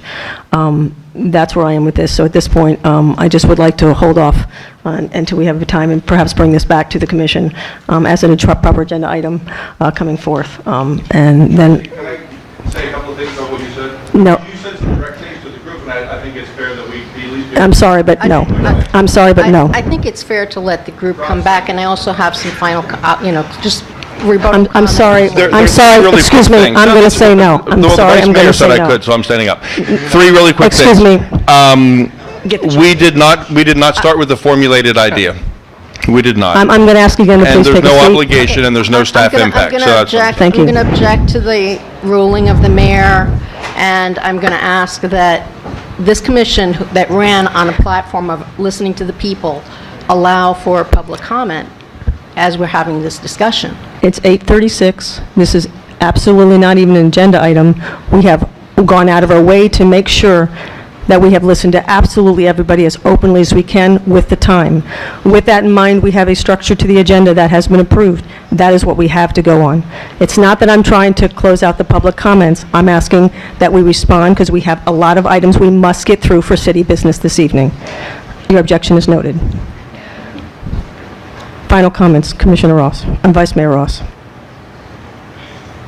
This is the commission that was sworn in on December 6th, took office, and on December 17th, at that first meeting, announced a workshop to take place on the 17th, 11 days later. This is the commission that ran on listening to what the people have to say. If we don't foster those kinds of discussions, if we don't create forums for those kinds of positive discussions, then I don't know, it just doesn't, it makes sense. It doesn't make sense that we would want to quiet people, that we would not encourage these processes to go forward. This group acted totally within their rights by getting together. They were not appointed. They had no sunshine obligations. They had every right to get together and talk about their community and come together and promote, suggest ways to make it a better place. I have to say that I do agree they're very proud of their baby, and so I had some concerns going forward with just the group being involved in leading the discussion. And that's why I would prefer to have a facilitator, someone who is in the job, it has the job of doing that, to guide us through the process. But when we talk about the comprehensive plan, and if it's due in October, these things take many, many months and many, many levels of participation to evolve. You not only have a community forum discussion, you have surveys that go out, you have other levels of discussion that happen at the committee levels, at the board levels, and then at the commission level. And we have to engage a planner to take us through part of that process. We can't wait until the spring to start engaging the community in their message.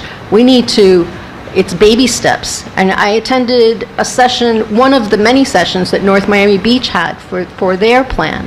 And it was like an 8-month, 10-month process to go through. We can't wait until the spring. I think that we should allow an opportunity for the community to come together and start formulating their vision.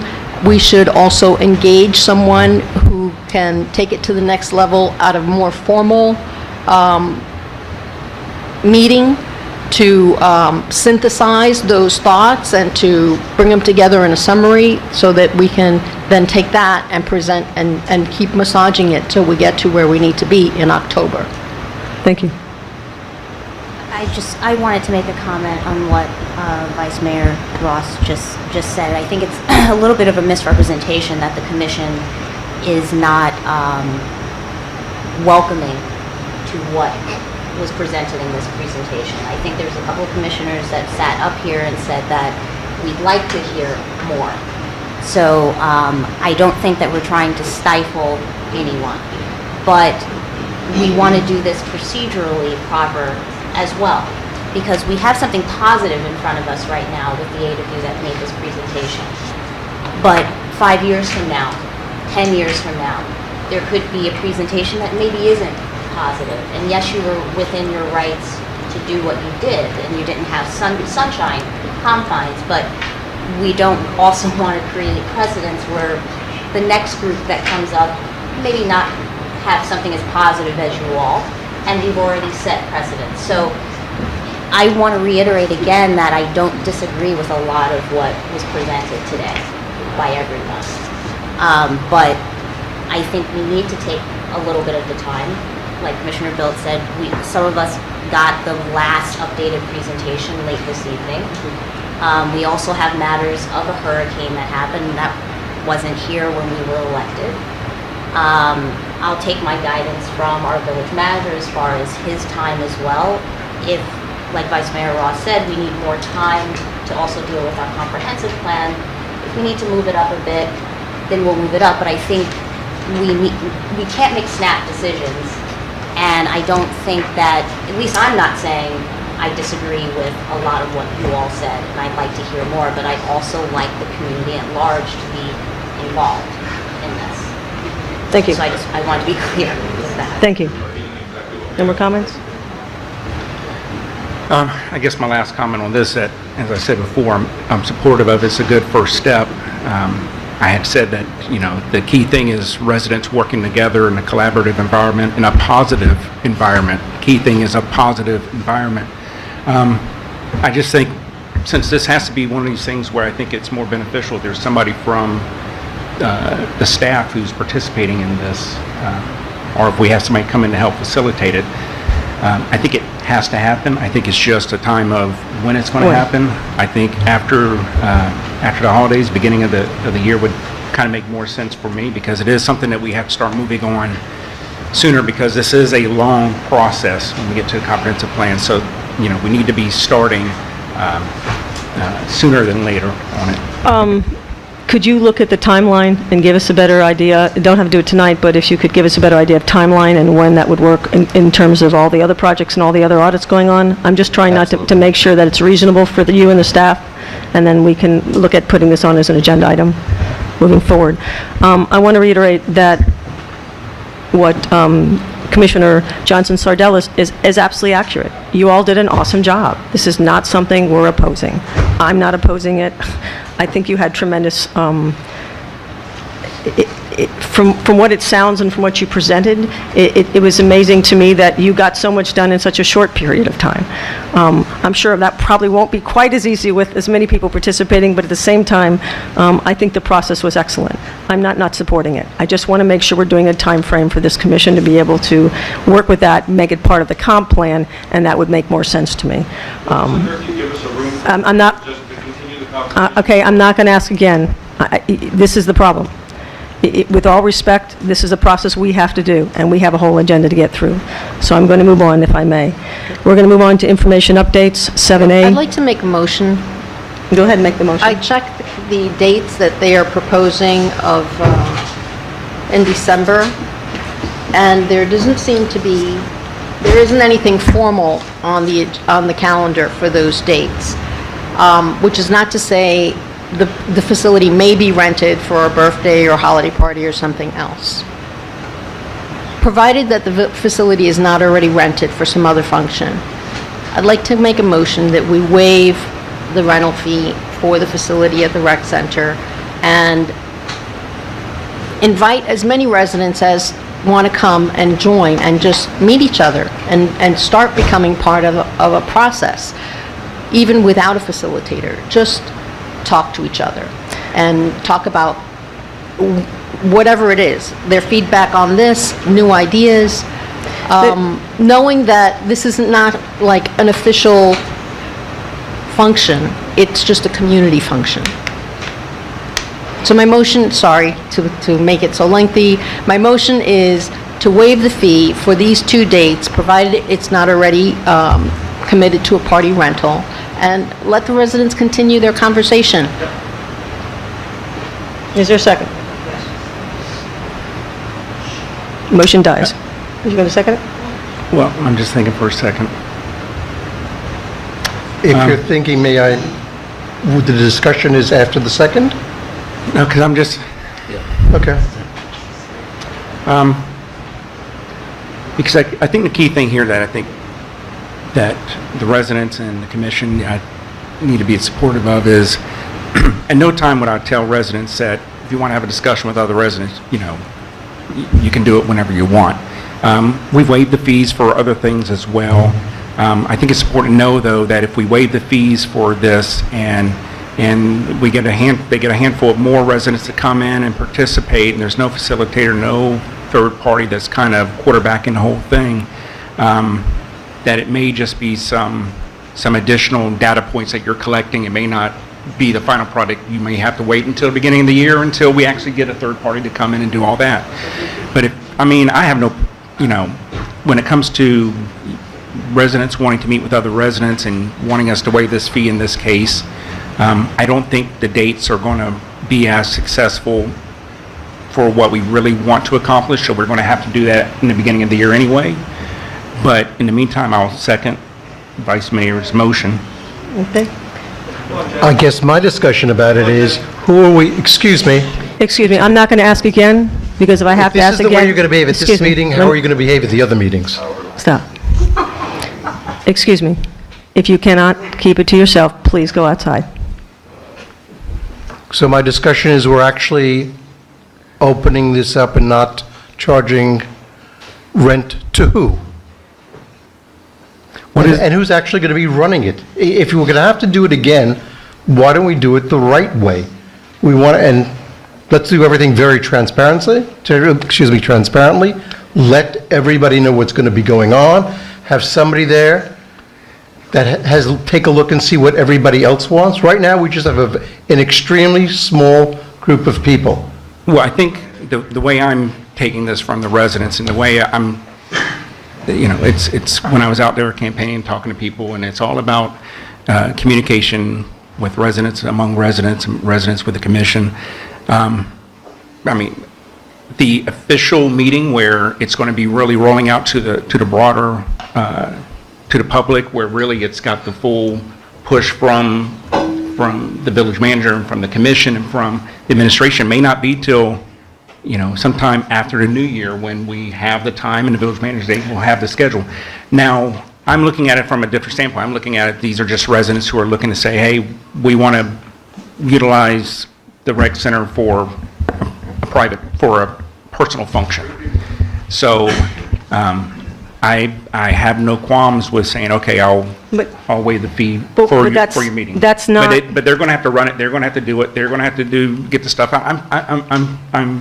I'm personally, I'm fine with that. Okay. So that's why I'm seconding the motion. Just to know, is my concern with this, and then we'll have to move on because we have to get other business done. We can just vote on this.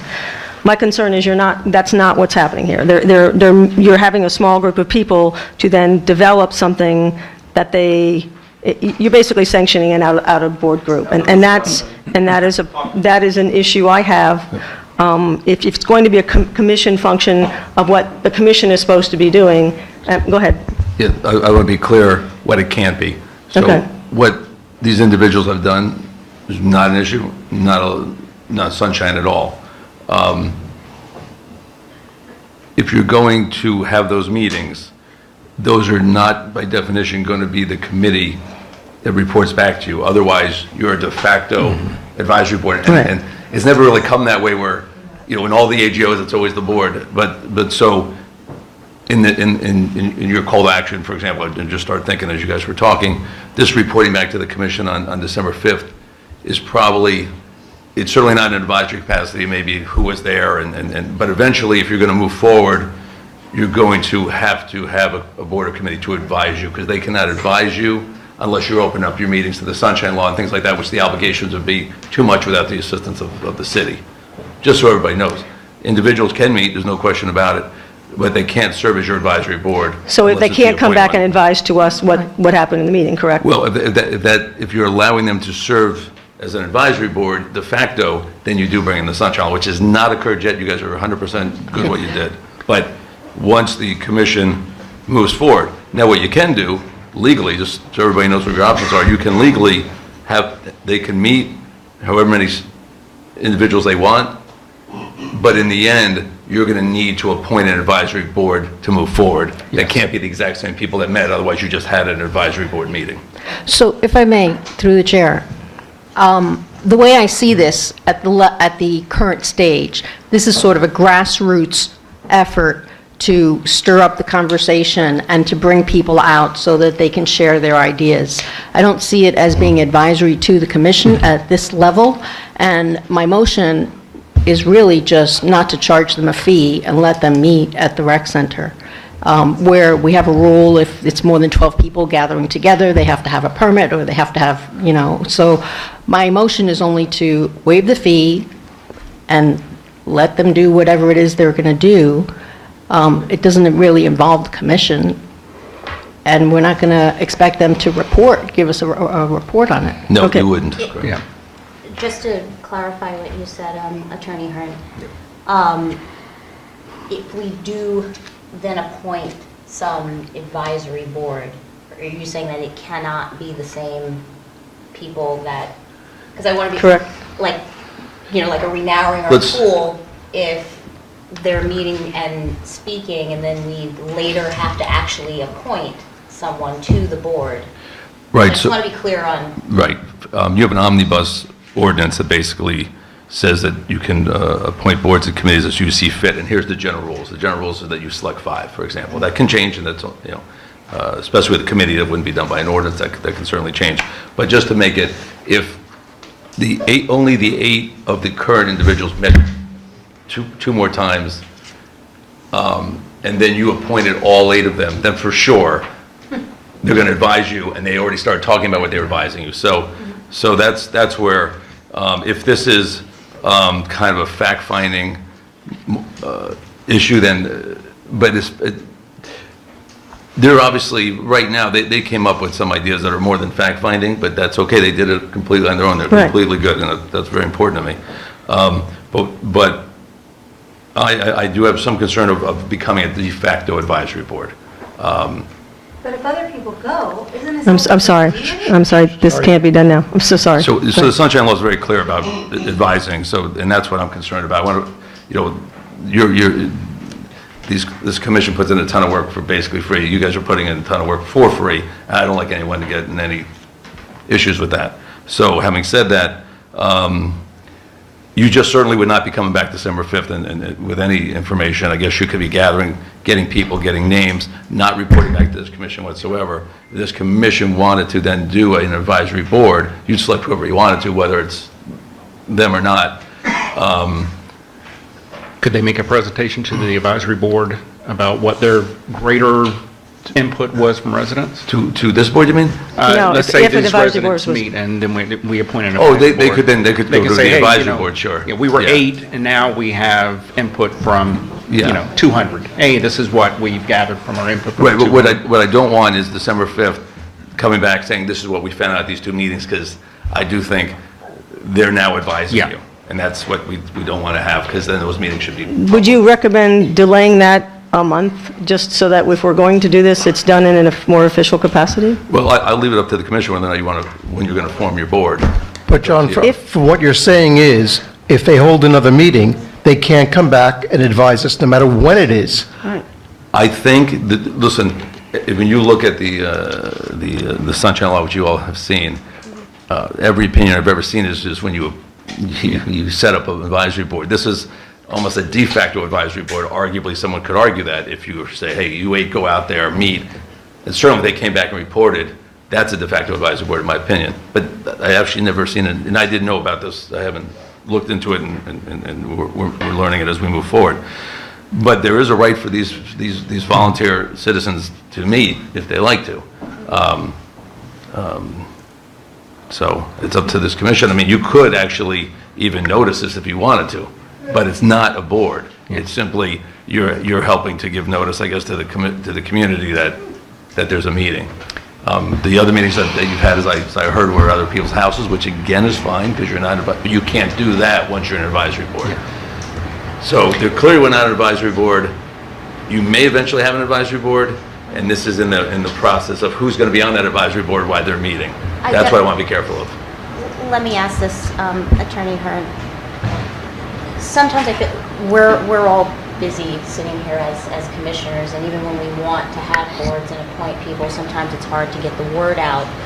And part of me is looking at this initial group as maybe a type of, I hate to use the word advertising, but they can get the community interested, let's say, by having these initial get-togethers that are informal, so that when it comes time for us to appoint a board, we really do have community involvement, rather than us sitting here maybe in January and February saying we want to appoint a board and the community doesn't even really know what's going on, or no one's really interested. But I just don't want to run afoul of what you just explained. With we have to appoint the board and now it's de facto advisory.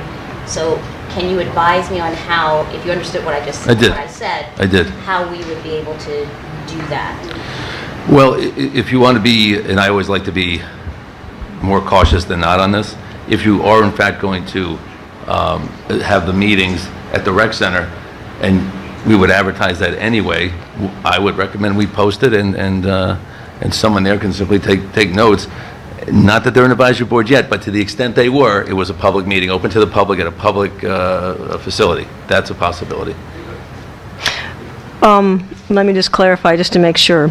If down the way, as part of the comp plan, we decide either have an outside person do it, or it's done by the commission, could they then present back to the commission their findings at that point, as a citizenry group just reporting what they had done? Or is that still a de facto advice? In other words, so if we decided to hold a community forum or a workshop in January, and could they then come back from all their work and present that back to us? Well, yeah, but if you're asking them to do that, then they are de facto advisory board. So we're back to square one. We're back to square one.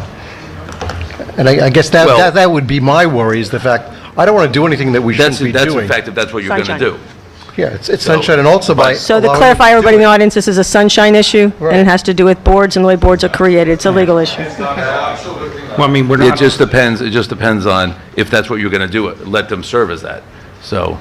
Don't tell us to serve as that. If they want to meet and they want to do it themselves, that's perfectly all right. But once we get involved by waiving the fee, we're sort of legitimizing the fact that it's a committee. Well, in my opinion, the fact that you're waiving the fee is recognizing the value of that, of course, because you waive your fee for any other citizens, I don't know. We just waived the fee because we know about the music. Right. So, so if you find value to it, you could do that. But I would recommend that since it's at a public meeting, you notice it and you have minutes taken. I would. The other choice. I mean, I'm not saying you have to do that. You're asking me, can it be done, and I'm trying to show you the way to do it to protect everybody. And if you don't want to do it, you're not comfortable with that, that's up to you. Okay, so back to the motion. Do we have a second for her motion? Yeah, I seconded the motion to Okay, waive fees for the rec center. I guess at this point, we'll have to take a vote and go from there. So the motion, if I could repeat it? Yes, go ahead. The motion is to waive the fee at the Recreation Center on Wednesday, November 15th, and Saturday, December 2nd, for a period of 2 hours at each meeting for this grassroots group to do whatever it is that they do. Is there a Yeah, second? I second that motion. Okay, call the vote, please. Just aye. You want roll call? Mhm. Okay. Vice Mayor Ross? Yes. Commissioner Tudor? Yes. Commissioner Bilt? No. Commissioner Johnson Sardella? Yes. And Mayor Trotman? No. Passes 3-2. Okay, so what I'd like to do then is to have that as an advertised. Excuse me. I'd like to have that as an advertised meeting, and then we'll have a very brief minutes taking, just in case that becomes an issue later on. Okay, so we advertise it as we would normally advertise any other meeting, correct? To make sure we're covered? Yeah, I think we may call this the Biscayne Park Vision Project by citizens. We'll work on the language. Okay, thank you. All right, so we're going to move on to number 7, information updates. 7A, Village Manager. H2O Partners. All right, this is H2O Partners. These are a consulting group that we're looking to hire to help us with the FEMA process. And so they should be reimbursable through FEMA. They have already proven their worth a little bit, and so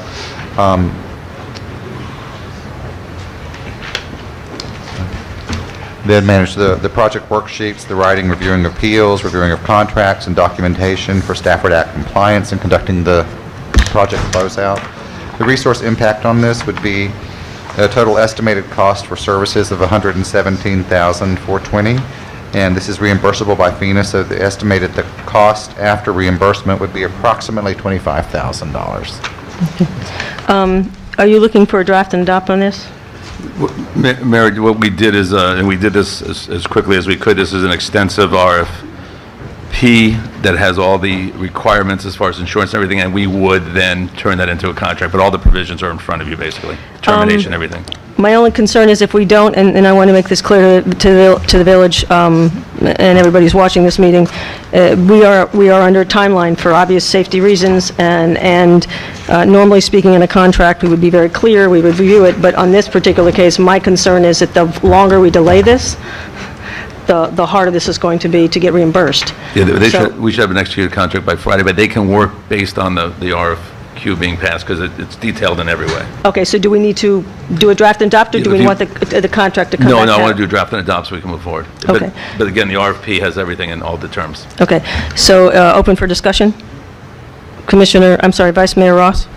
I have two concerns and questions, and one of which I already spoke to the manager about, that H2O Partners is not registered to do business in Florida. They originate out in Austin, Texas, and I can understand how there was a need for that in Texas with the storms of the last couple of years, but I'm concerned, particularly when we talk about the FEMA reimbursement, and I know that they value using local resources. I'm concerned that it's not a Florida company. Okay. We did do an RFP. They were the only respondent to the RFP. So we went through the FEMA procurement process. They are currently working in North Miami. They're providing this service for North Miami as well. So they are working in Florida. Okay. I realize that's not. To the extent they're not the history registered, of it. as I understand with North Miami, they were.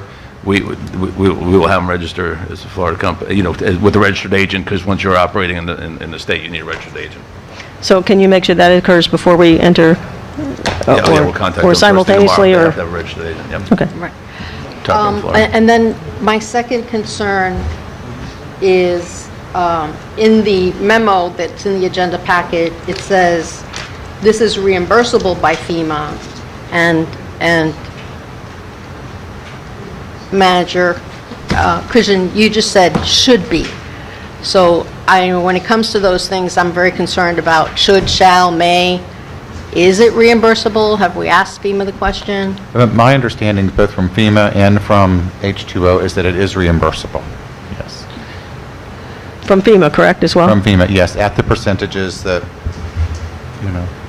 the percentages as they graduate down. So we do want to engage these guys as quickly as possible.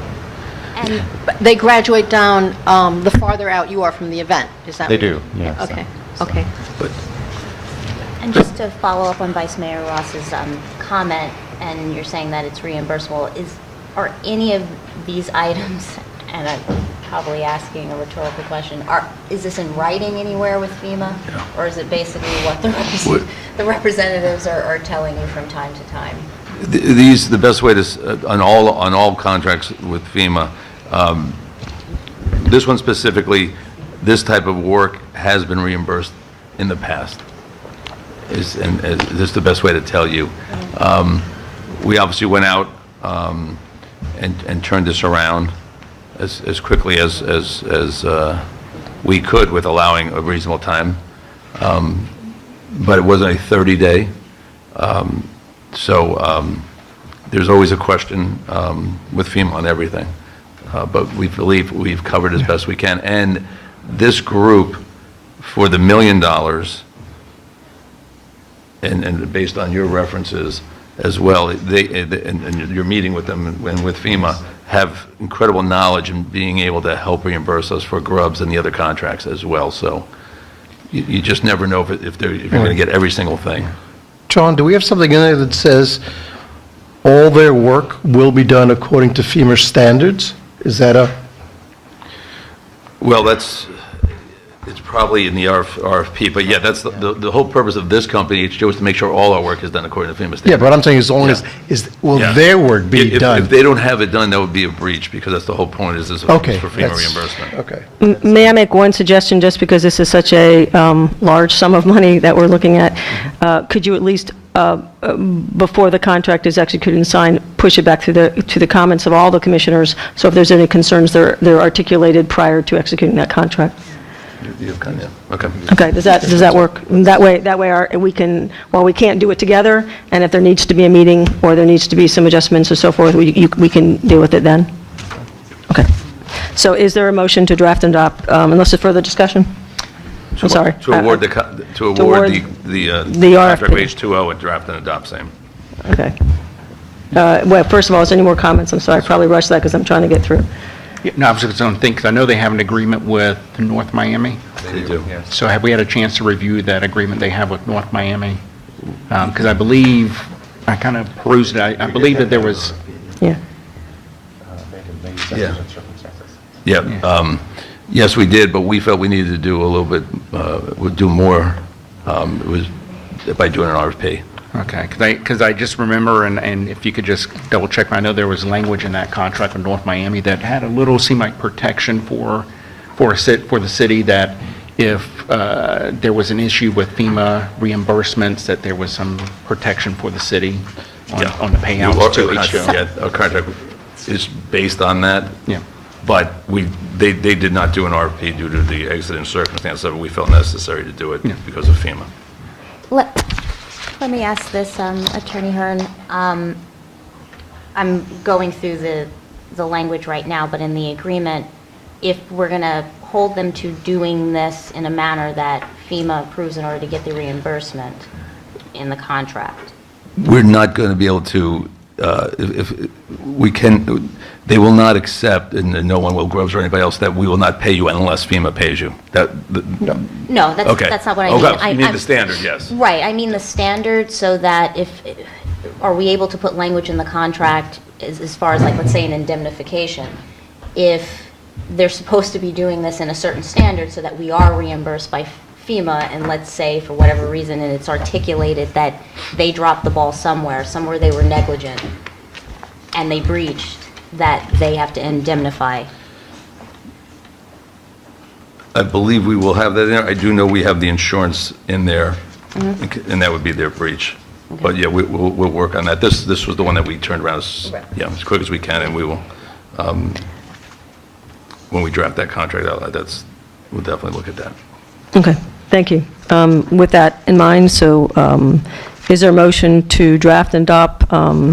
Award the contract and draft. Is there a motion to award the contract and then draft and adopt? I'll make the motion to award the contract and draft and adopt. Is there a second? Second. All those in favor? Aye. Aye. Okay, next is 7B, Government Management Services, Financial Services. Current financial contract is being completed by Government Management Financial Services. Manager Manners. As we said earlier, Beatrice Galliano, our current finance director, has chosen to resign for wonderful personal reasons of her own. And so while we'll miss her, she has brought forth a recommendation of some people that she has worked with herself for over 10 years. And this is Governmental Management Services. And they're here tonight. If you guys have questions for them, if you'd like to ask them questions, they're more than willing to answer. I've met with them twice now. I'm comfortable that GMS has the depth and bandwidth to actually get us caught up and moving ahead again. That'd be wonderful. So it really is. And so I'm looking forward to working with them if they're approved by the commission.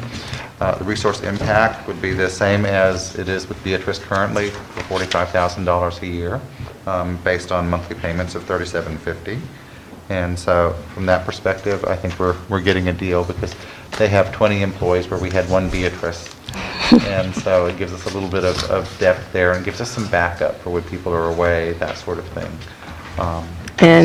I just had two questions, and if I may just quickly ask them.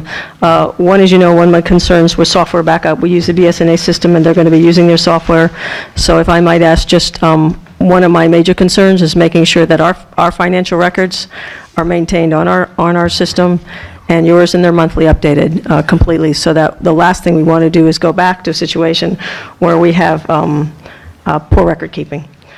So that was one of my concerns. And Mayor, just while you're on it, we added that the consultant will update the village computer system monthly in order to keep the records in the... So where's that with that? Do you want to... You want to come up, Darren? Yeah, I'd like to briefly address that.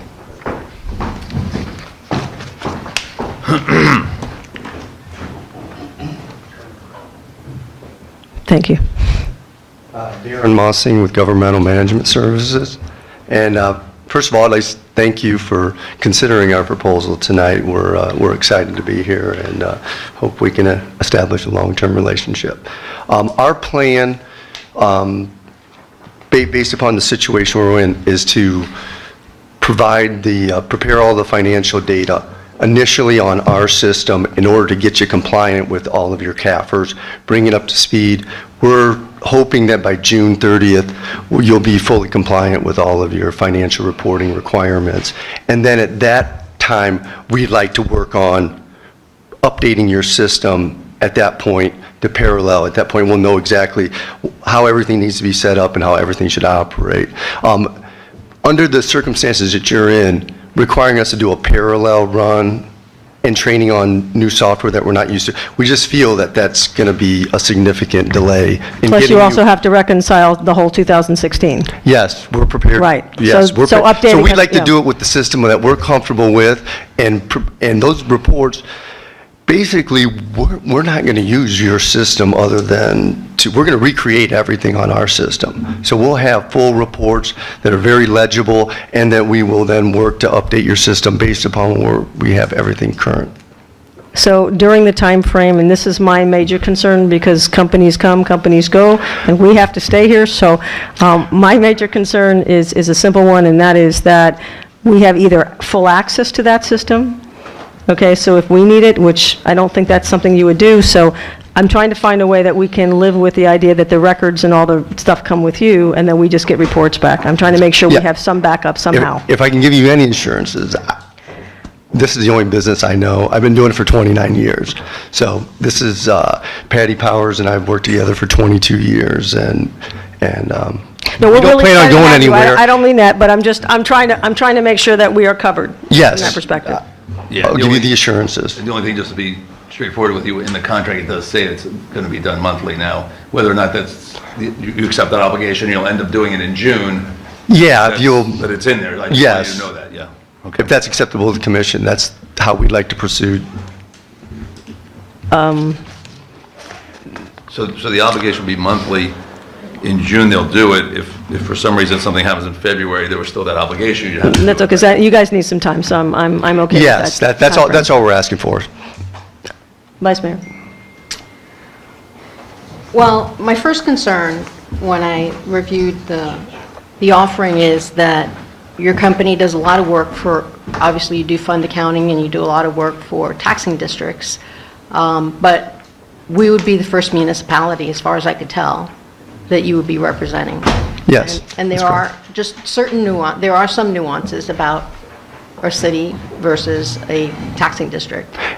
And we understand that. And Beatrice is committed to assisting us for the next 30 days for all the things that we may not be as familiar with, and then also a lot of our auditors that we work with in our world, in the community development district world, also do municipal audits, and they're great resources if we happen to come across anything that that could potentially be a problem. But we're comfortable that we're going to hit the ground running and have all that understanding rather quickly. Okay, so I'm getting over that hurdle of, my hesitation about using your company, but my real concern is, I've sat on this commission for several years now, and I've seen finance directors come and go. And every second finance director that comes in wants to use their own software. And so we've actually converted twice, Maria, if not 3 times? 3. We actually changed systems 3 times. And every time you change systems, I don't have to tell you that, you're opening up for mistakes to happen, you lose data, I don't think it even looks good. As I say this to our residents, we're changing our finance software every couple of years.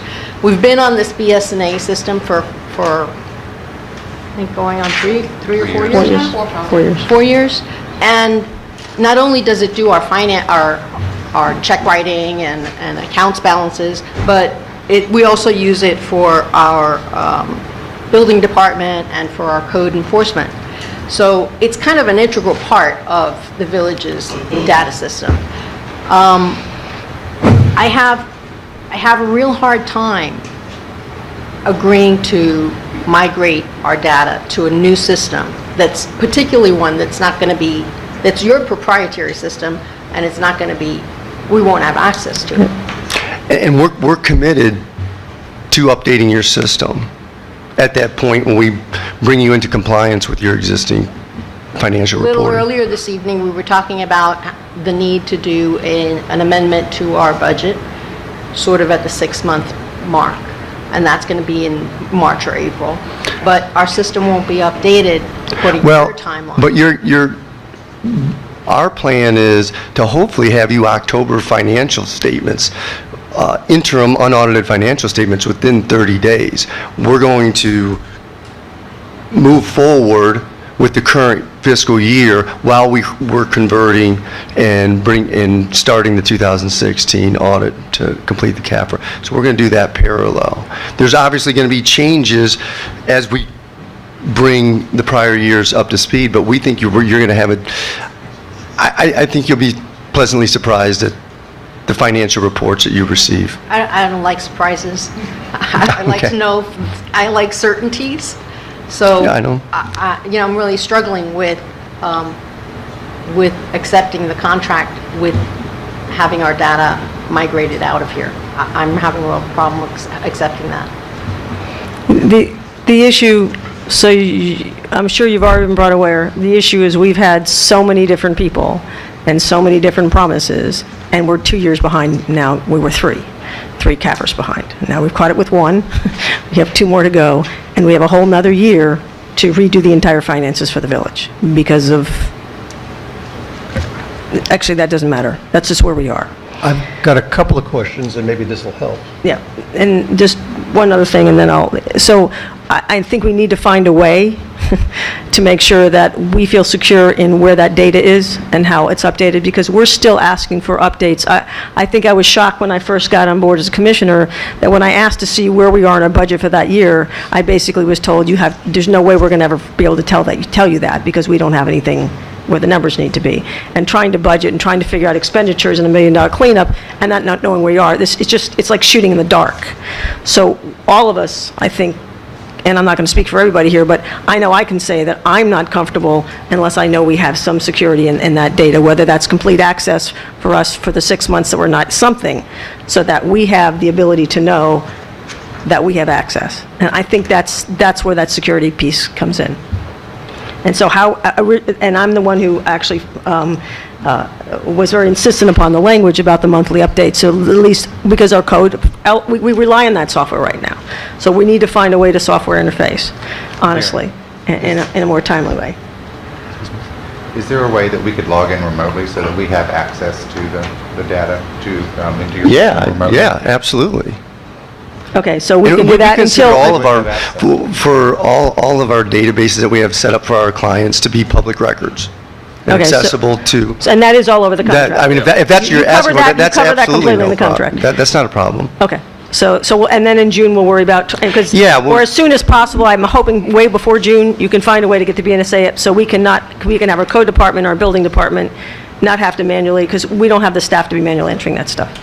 Well, this won't really affect our code or Yeah. building department. The only thing that would be migrating over, I believe, is the general ledger, and there was one other aspect, accounts payable, I believe. Accounts payable, I think, yeah. And so, everything else remains here on our BSNA. Okay. And those two, as soon as they get caught up, will be, moved back and caught up on BSNA as well. Okay, and I'm sorry, Commissioner Bill, you had a question? I guess my two questions. The first question was, so in other words, by June, you will have our 216 done? In 17. But, Our yeah, and 216 CAFR? hopefully 17, depending... Or you're saying 16 and 17 will all be, hopefully both will be done by June? That's what we're hoping for. So our 216 possibly will be done, let's say, March, whatever. So There's just some variables So we there don't with know. the auditor. I don't know that we've worked with this auditor, so that's an important piece of the responsiveness of the auditor and the quality of the records that we're Right. going to receive for support, that we can provide them with the best audited financial material to make the audit go smoothly and timely. There's a couple there's a couple variables in there, but we're comfortable that we'll get them material that will make the audit go pretty smoothly. And my next question is, which may not be as easy or simple, is we're concerned, of course, of having access to the information, the data, and we would have to access it remotely. Possibility to have that software on our computer for a period of 6 months, and once we've done everything, and you've now repopulated our software, you could take that software out, so in case something happens, at least we can access it immediately? Whether it's web-based or whether it's housed on, or it doesn't Right. really matter, it's the same, Yeah. as long as we have It would access. still be the same, you just Okay. log in and there's the information. That shouldn't change anything, I don't believe. Commissioner Tudor? Any questions? No. Anybody else? Thank you. We welcome you. And so everybody, I just want to make something known so that everybody is aware of this. I'm sure the manager's already spoke to them, but as expected, we did get the letter from the state, which is what we anticipated. When was it? A couple weeks ago? I believe it was October 10th, the letter came in. Yeah, which is the certified letter from the state saying that, what's happening with your CAFR and where are you. We have kept in regular contact, correct? And you want to address that, just to make sure that the state is aware, they are aware, and so unlike before where they were not aware, they are where we are and understand that we're in the process. They do. The letter, it's really a form letter that they send out, the computer kicks it in at a certain time. But we did receive it. We have responded to that. We are in contact with the state on this, and they are aware that we are working on it, that we have changed auditors, and that we have changed now finance directors. And so they seem to be okay with us so far, as long as we get it to them pretty, as quickly as possible. Okay, thank you. So is there a motion to, would you give me the language, please, Approve the Attorney? contract. Approve the contract? Motion to approve the contract? Jenny make the contract? Jenny make the motion? No, it was on the other. Okay. You had one more question? While we were talking about the state auditor's letter, just in the exchange that I saw and the letter, it appeared like we had not been in touch with the state since July 14th until October 30th. And I just want to make sure that we calendar somewhere, not to wait for them to come out to us, that we give a call every 14 days or every 10 days, just to reassure them that we are working towards getting CAFR complete? Yes, Vice Mayor, we actually had been in touch with them again at the end of July as well. And so then we went the month of August, and then we fell into the hurricane. So that was why. That was not reflected in the email history that you were seeing.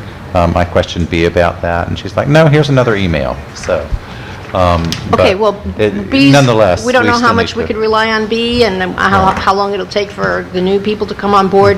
I guess we have to vote on it first, but I just want to make sure that it's on somebody's calendar and that we It will be on my that calendar. we don't let it sit for Absolutely. 30 days without being in touch with them. Absolutely. Thank you. All right, is there a motion to approve the contract for government management service financial services? I make the motion Uh, to approve the contract with GMS Financial Services. Is there a second? Draft and adopt. I second. No, it's It's already done. It's drafted. Okay. Just okay, is there a second? Second. All those in favor? Aye. Aye. Aye. 5-0? Yes. Yes. 7C? Welcome Thank you. aboard. Thank you so much. Welcome aboard, guys. We're excited to be here and ready to get started. And, in the back, there's Paul Winklejohn with our office.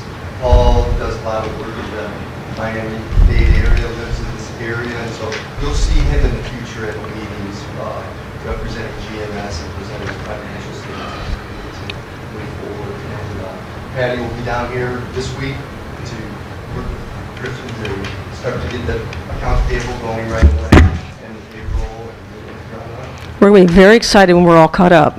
Thank you so much. Thank you. And welcome. Okay, 7C. Okay, 7C is a proposal from Florida Community Bank. We have representatives here. We had looked at our banking with City National over the summer and determined that it wasn't necessarily favorable to the village. Florida Community Bank generously gave us a proposal, and we found that we could be earning an additional roughly $10,000 to $12,000 a year in interest. That if we refinance our current loan, that we could actually cut about $30,000 off of that over the life of the loan, and so forth. We brought it to commission and were instructed to go out to other banks as well. We did go out to other banks. We went to Bank United, who gave us a proposal as well that wasn't quite as favorable for the village. We went to a couple other banks. We're told they would not even consider us until we had at least a 2016 CAFR done. And so that audit held us up. I think we started off where we needed to be to begin with FCB. And so my recommendation, if the commission would like, is that we move our banking services to Florida Community Bank. Is there any discussion? Is there a motion? I make a motion to move our banking to FCB Bank. Is there a second? I second. All those in favor? Aye. Aye. Motion passes. 8, consent agenda. Welcome. Looking forward to working with You you. were no? No, yeah. Okay. Consent agenda, is there a motion to move the, I'd like to please pull out the minutes of the October regular meeting for a clarification. which one? The October meeting, 10:30?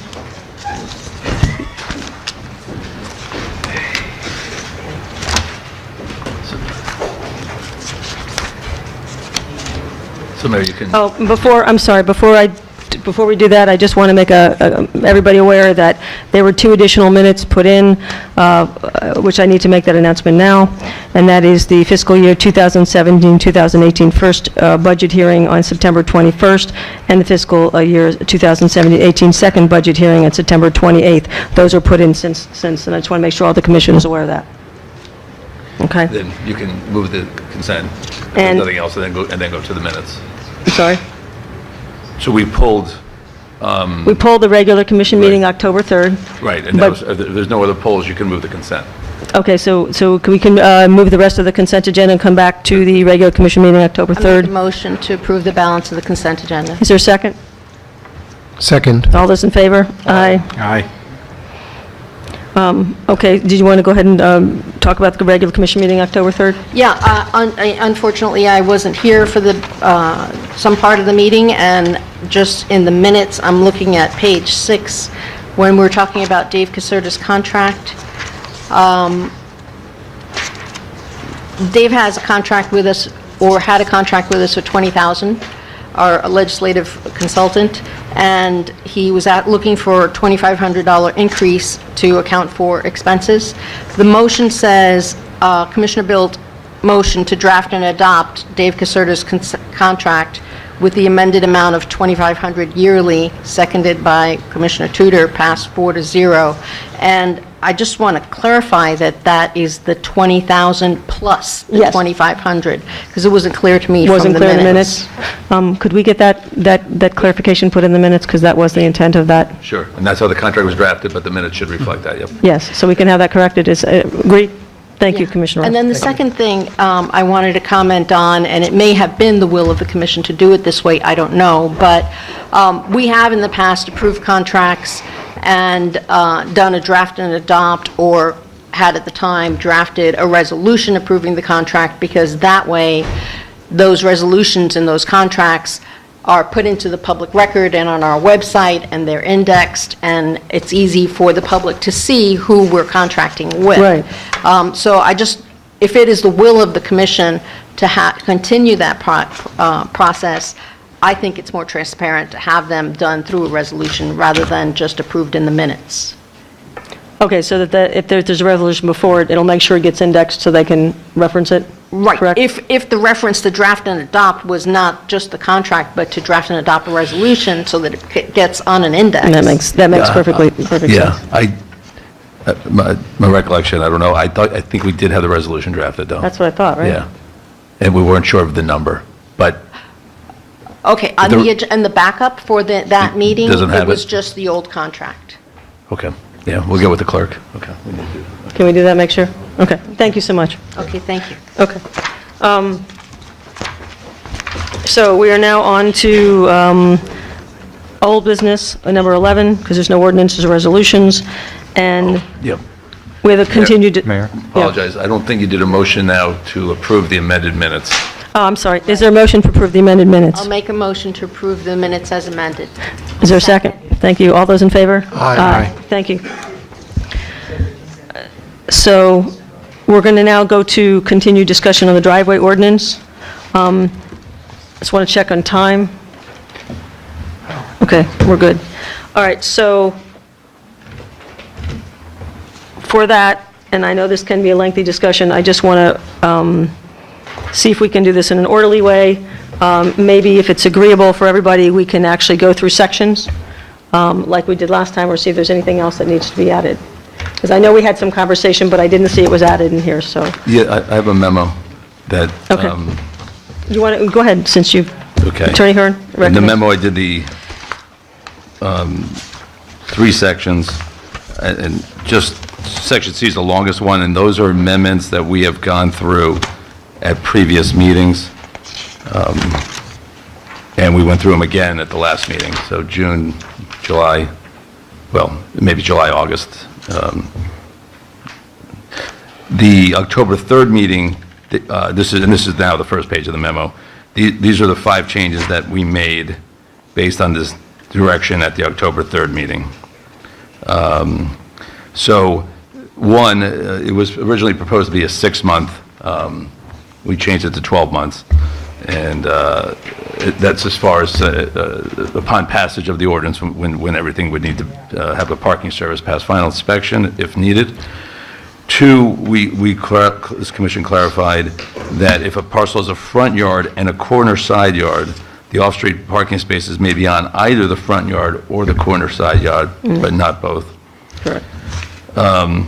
3, we clarified about the swale right-of-way, and the indemnify, hold harmless, and defend, and that whole section wasn't just if you constructed on the parking surface, but also if there's maintenance on the parking surface. So even you're cutting grass or whatever else, so that was a question, and Commission gave direction to do that.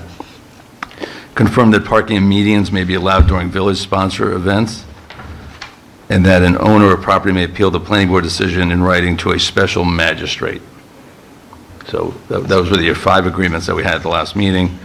There's some issues, I listed 3 in particular. We talked a little bit about them. They just need to be discussed or clarified. One is staff was going to provide information on whether or not 3 foot is a safety issue for pedestrians, meaning that you need to park 3 feet inside the swale.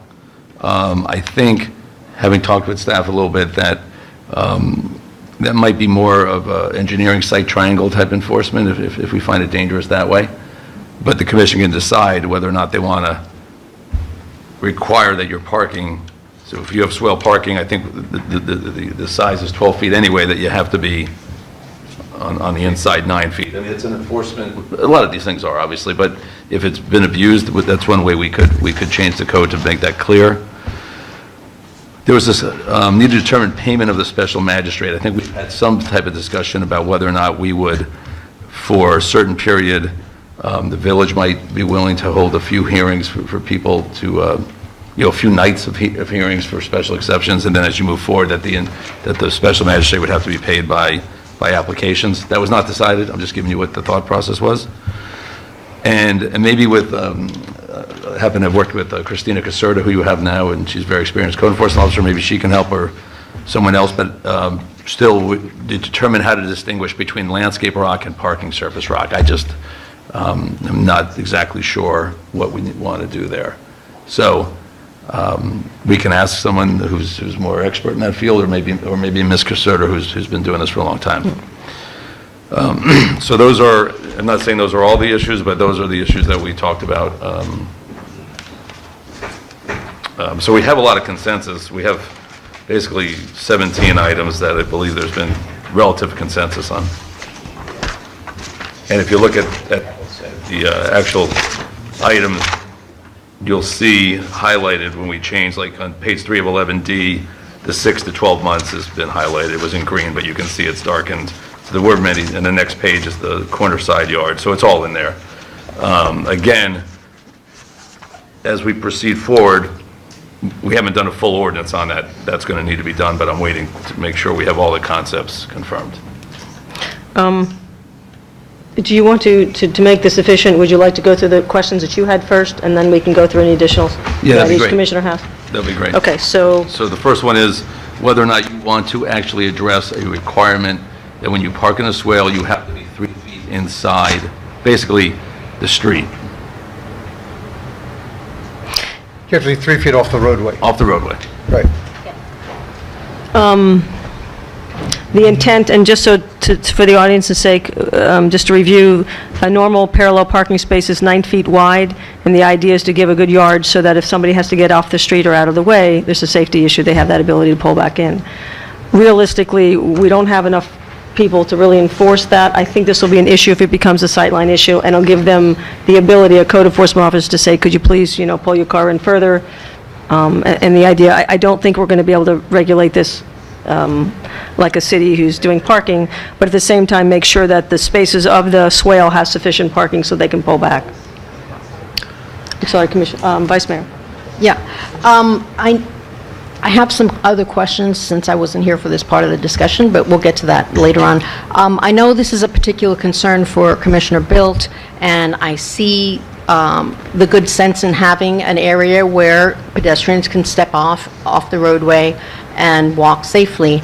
So questioning that 3-foot safety area, is it really a question of how the car is situated, how a vehicle is situated, where it is parked, or is it a question of allowing a 3-foot undeveloped area where you're not supposed to park, and that has, whether it's grass or whatever other landscape treatment is there, but an area that allows you to step off? So I agree that it's going to be very difficult to go out at night, particularly when people use that space, and measure out 3 feet, and who's going to be on staff to try to enforce that. But we're regulating development code, and if we regulate that 3-foot area cannot be developed, therefore you can't park on it because you can't park on the grass. I actually took that from, I think it was Key Biscayne and one other village that did the same thing. And I'm not saying it's undeveloped. I'm saying whatever the surface they have for the rest of their swale parking is the same material, because otherwise we're going to wind up with 3 feet that people are going to drive back and forth over to get into their swale parking, and eventually what's going to happen, it's going to be dirt. My thought is, it's for safety, and enough times it's going to come about, they're going to come out and say, wait a second, we're not requiring it. We need to require it for people's safety, so somebody can step off of the roadway onto the swale. If a car is parked there, it's the same as a tree being there. It means the person cannot get off of the roadway. So if let me just make sure I'm clarified to understand. So my intent when I thought about this is if you make it wider, most likely people are going to be hopefully cognizant enough to pull in further, so that's the intent of it. You can put it in the code that is the intent. If it becomes a recurring problem, the code enforcement officer can go out. But at the end of the day, if we're going to allow swale parking, at some point or another, you just don't want cars abutting the road, so there's nowhere to get off. If you have enough where there's 3 feet, they're going to more likely pull up and give a little room, whether it's 2 feet, 2.5 feet. It's a safety issue. For me, that was the intent of the 3 feet. It wasn't necessarily to regulate the parking, but it could be put, language could be put in there, and you could come up with language that the intent is to allow for pedestrian safety and to pull further back into that space. We can do the 3 feet, it's not a problem. That's what I'm asking for. We can make that you have to park 3 feet inside. And obviously, that will be enforced when it's a safety issue, not necessarily when it's 2 feet, 9 inches. Right, because unless you're going to force everybody, which we're not going to do, to redevelop swales and so forth, it becomes a sightline issue. I know there's one property I can think of where somebody it's such a narrow space as it is, that it's blocking people's ability to see when they pull out, and it becomes a sightline issue, and then you can say, okay, this is a sightline issue, we need the extra 3 feet. That's when it's going to be enforced. It's not going to be enforced if it's not creating a problem. To me, that was the intent. Vice Mayor. Right. So the way I see it is, once you allow for that development to happen, then there's no way to pull back. There's no way to give that protection, that safety zone, because it's just impossible to enforce. For that space that you're developed, that's 40% of the development of the swale, yeah. For the swale parking space, you're not incorrect in that.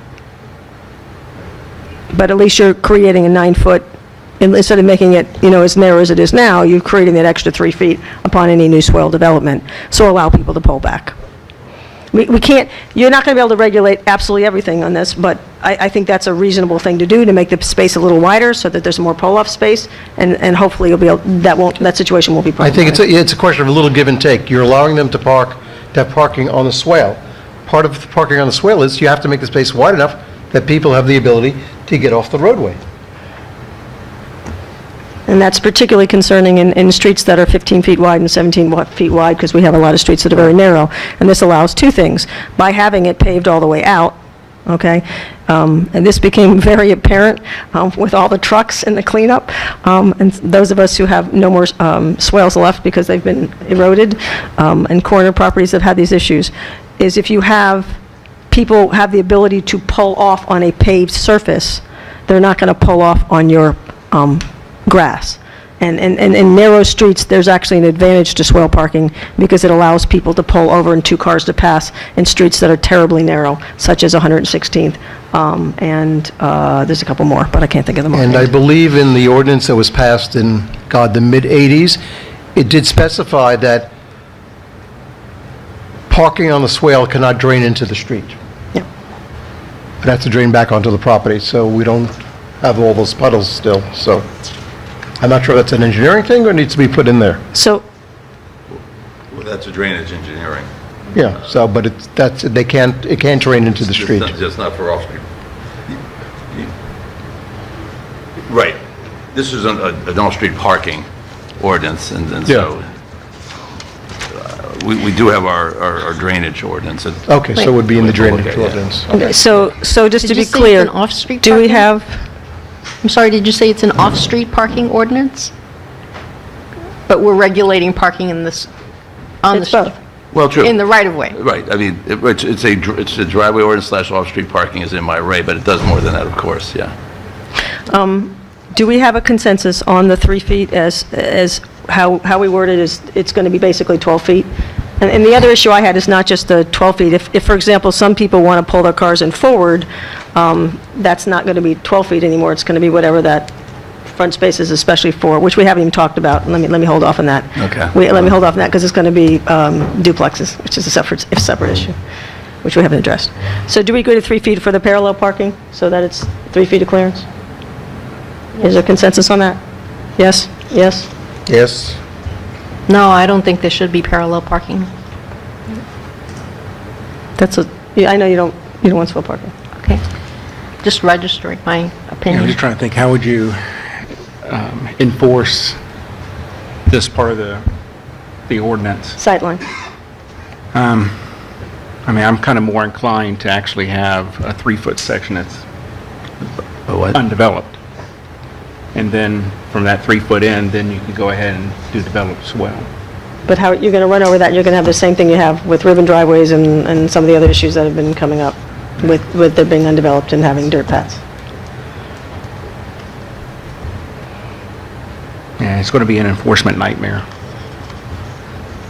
Well, we can get with certainly code. If we did size of space, would that work?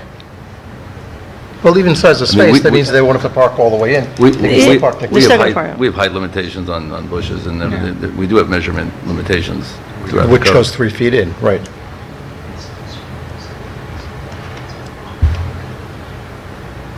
Okay, so, yes, no? I'm still a no on that development of that 3-foot. Okay, so we have 3 yes, 2 no. Yeah. Okay. Next. Well, the other one is, as we have it now, it goes to the planning board, and then the appeals go to a special magistrate, which of course is going to be consequences. One, we're going to have to go ahead and hire a special magistrate, and then there's also payment of a special magistrate. So those are the consequences that we need to obviously talk about. So it can be paid for by the individual who's looking for a exception, or how that's going to be done. I know we talked about last time having a grace period initially when we start this, so that the properties that have the non-conforming structures aren't impacted financially, and that we would look into eating the cost of that until such time that we had a time limit frame. And then from there moving forward, anybody else that's trying to have an extra exception, it's like a variance, they have to pick up the cost for it. So that would be, depending on how many people are doing it, that would be a few $1,000s rather easily. So, it's a 12-month enforcement process, so, but you would want the exceptions probably to be in this fiscal year, so that would be a fiscal consequence. Okay. Vice Mayor? So if we go back to the survey summary where what used to be 60-some-odd properties, or close to 70 properties that weren't in compliance, and now that's dwindled down to substantially, probably even more since I last updated, and we're looking at less than 25 properties, we're going to set up a special magistrate process so that those 25 property owners could appeal a decision of the Planning and Zoning Board. It just seems to me a very contorted way to do this.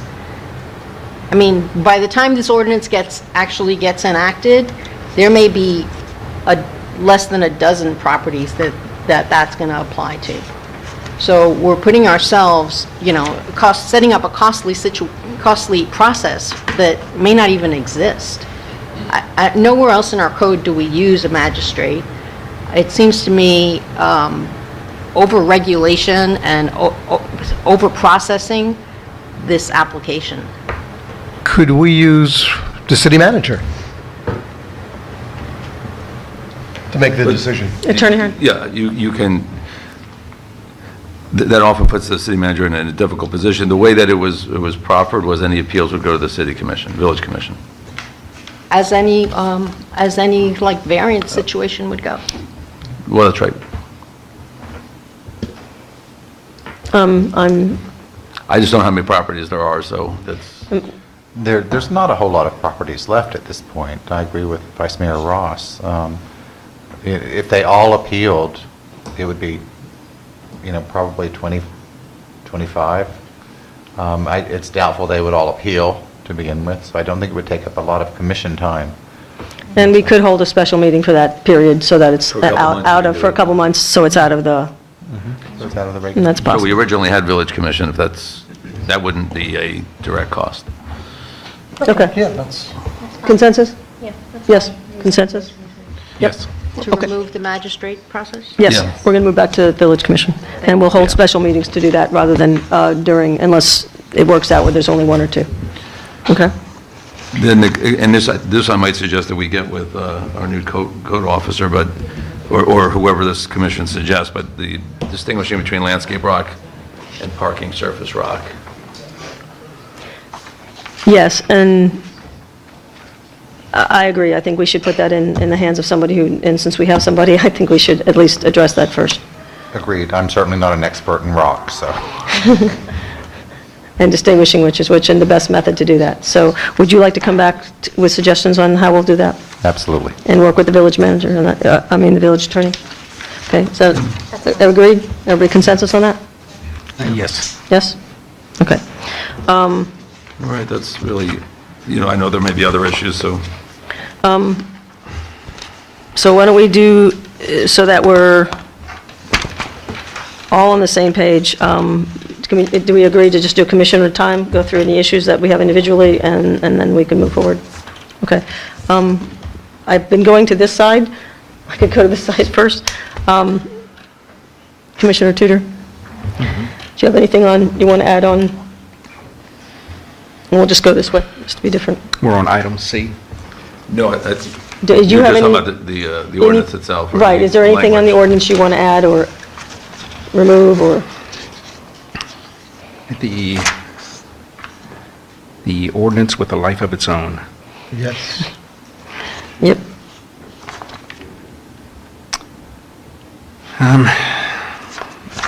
The only thing that I was trying to look at, see where it was, where you had it in here, about the 25% construction. Well, what we have, it maybe C1, the new dwelling construction and renovations, this is Yeah. just the memo. New dwelling construction and renovations that increase the square footage of a residential structure by 25% or more requires the development of an off-street driveway. What the conversation was, if you recall, was whether or not it needed to be bedrooms or not, and there was a relatively long conversation about that Yeah. and then there was a consensus to move forward, that it wouldn't have to be just 25% increasing of bedrooms. Yeah.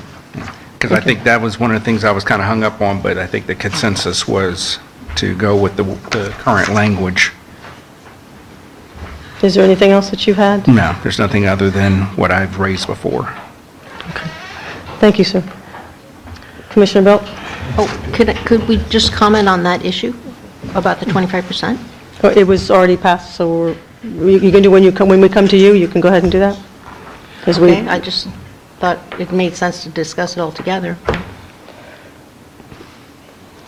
I guess one of my thoughts is that maybe what we really need to do is in each, as somebody puts a driveway in, is in their street file, it says, this house has now X number of legal parking spaces. So if somebody buys a house and says, wait a second, it only has 3 legal parking spaces, but I'm going to need 5 cars, let them be aware of what the problem is. And this may just be a procedural thing that we do. Before they buy the house, somebody buys a house, says, I need 5 parking spaces, they buy a house that's got 3, they know, they're aware, they're going to have to do something else for those 2 additional parking spaces. Right, so, right, our code does say what the minimum parking spaces you need. That Right. hasn't been changed. Right. So, I've never seen that regulated, doesn't mean it's like a piece of information is what you're. Yeah, it's like a piece of information, somebody buys a house. Like a so when lien the- search, like. Yeah, when the So where person would that- buys the house, they're aware of what the So defects are with the property. you would go to Village Hall and they would tell you, I'm just trying to, like, you'd go to Village Hall and they would say, this is how many cars fit on your, Absolutely. The same thing is when you go to Village Hall and somebody says, oh, I'm thinking about buying this house. Are there any issues with the house? Yes. Oh, there's a tree in front of your house. By the way, you realize you're now responsible for that tree But that's... if anything happens. That process isn't done. It's a lien search. So if, correct me if I'm wrong, I'm not an expert in this by any stretch. I'm looking out to you. When you go to Village Hall and you do a lien search, Right. it pulls up any liens that are on the property. It doesn't, or any code violation, it doesn't necessarily tell you anything else other than that particular thing. Am I correct in that? He's nodding yes. Okay. yeah, right, it wouldn't, that's not something that we would record. So, this is an issue, obviously, at I understand the idea. Right. But when you buy a house, you have to park under, you're on notice of the codes, and some people actually, right, real estate agents will say, hey, here's our pertinent laws. You have to park on a driveway or an approved swale, depending on how we end up here. My thought is having something so before it becomes an issue to somebody, say, wait a second, I didn't realize this.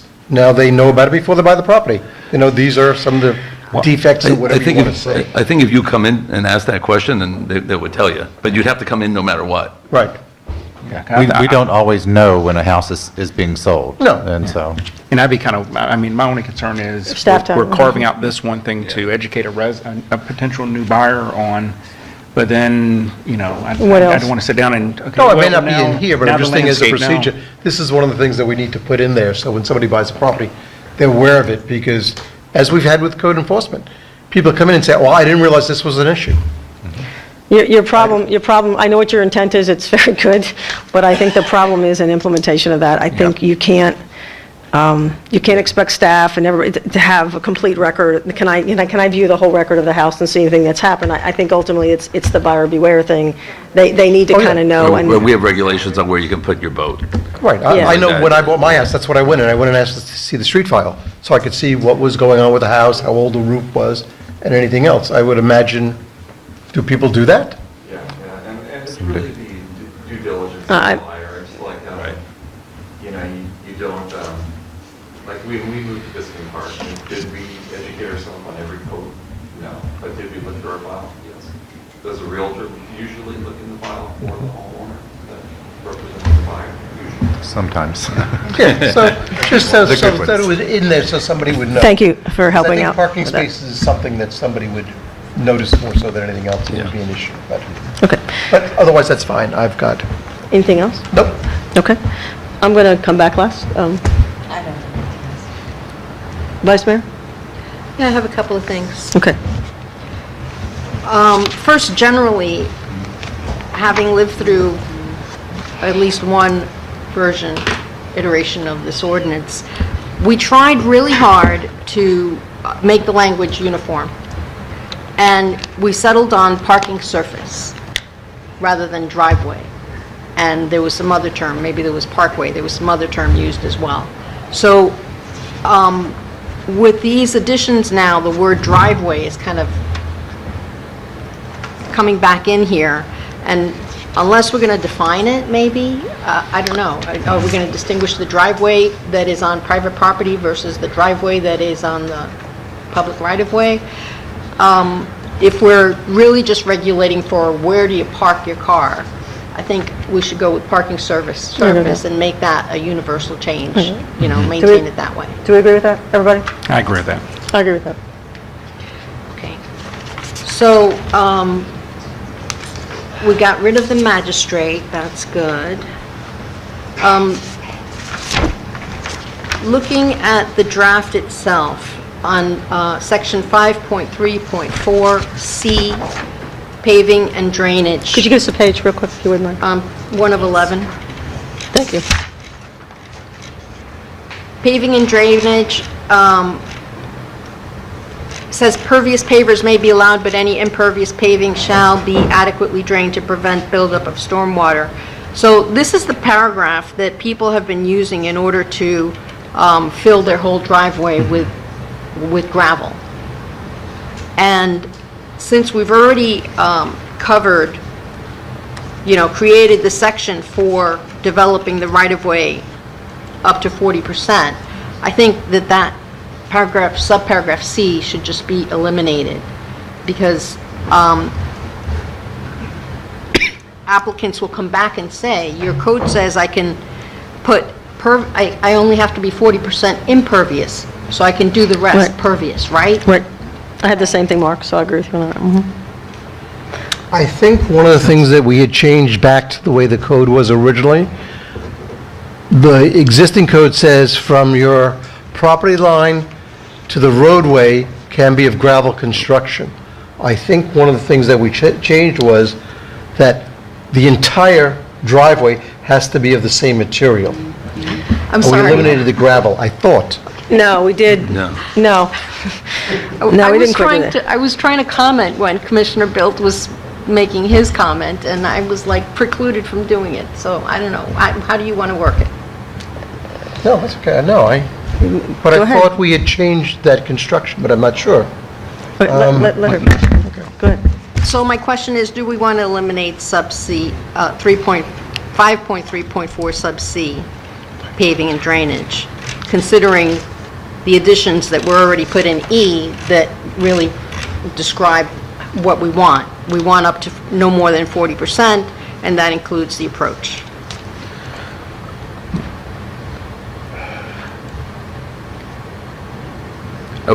I think we can make a change that I do think this is maybe where it is, it's also in our stormwater, but that we should talk about that if you do have any, whatever impervious you have, like on your parking surface, which is your driveway, it still cannot be, you can't have a buildup on the Can I make a suggestion? You just take, Yeah. if you take all of the first language, pervious pavers shall be allowed, but any impervious paving, if you eliminate all that and just say, parking surfaces shall be adequately drained to prevent the buildup of stormwater in the right-of-way. Something like that. Would that be acceptable? Yeah. Does that work? Yeah, So- because it doesn't describe how large we're allowing for it, just any surface. Right. So if we say, parking parking surfaces shall be adequately drained to prevent the buildup of stormwater in the right-of-way, okay? Yep. Is that consensus? Yes. Yes, okay. Then on the next page, at the top of page 2, H and I, they sort of say the same thing, and maybe we need to either remove one or combine them, and the language is redundant.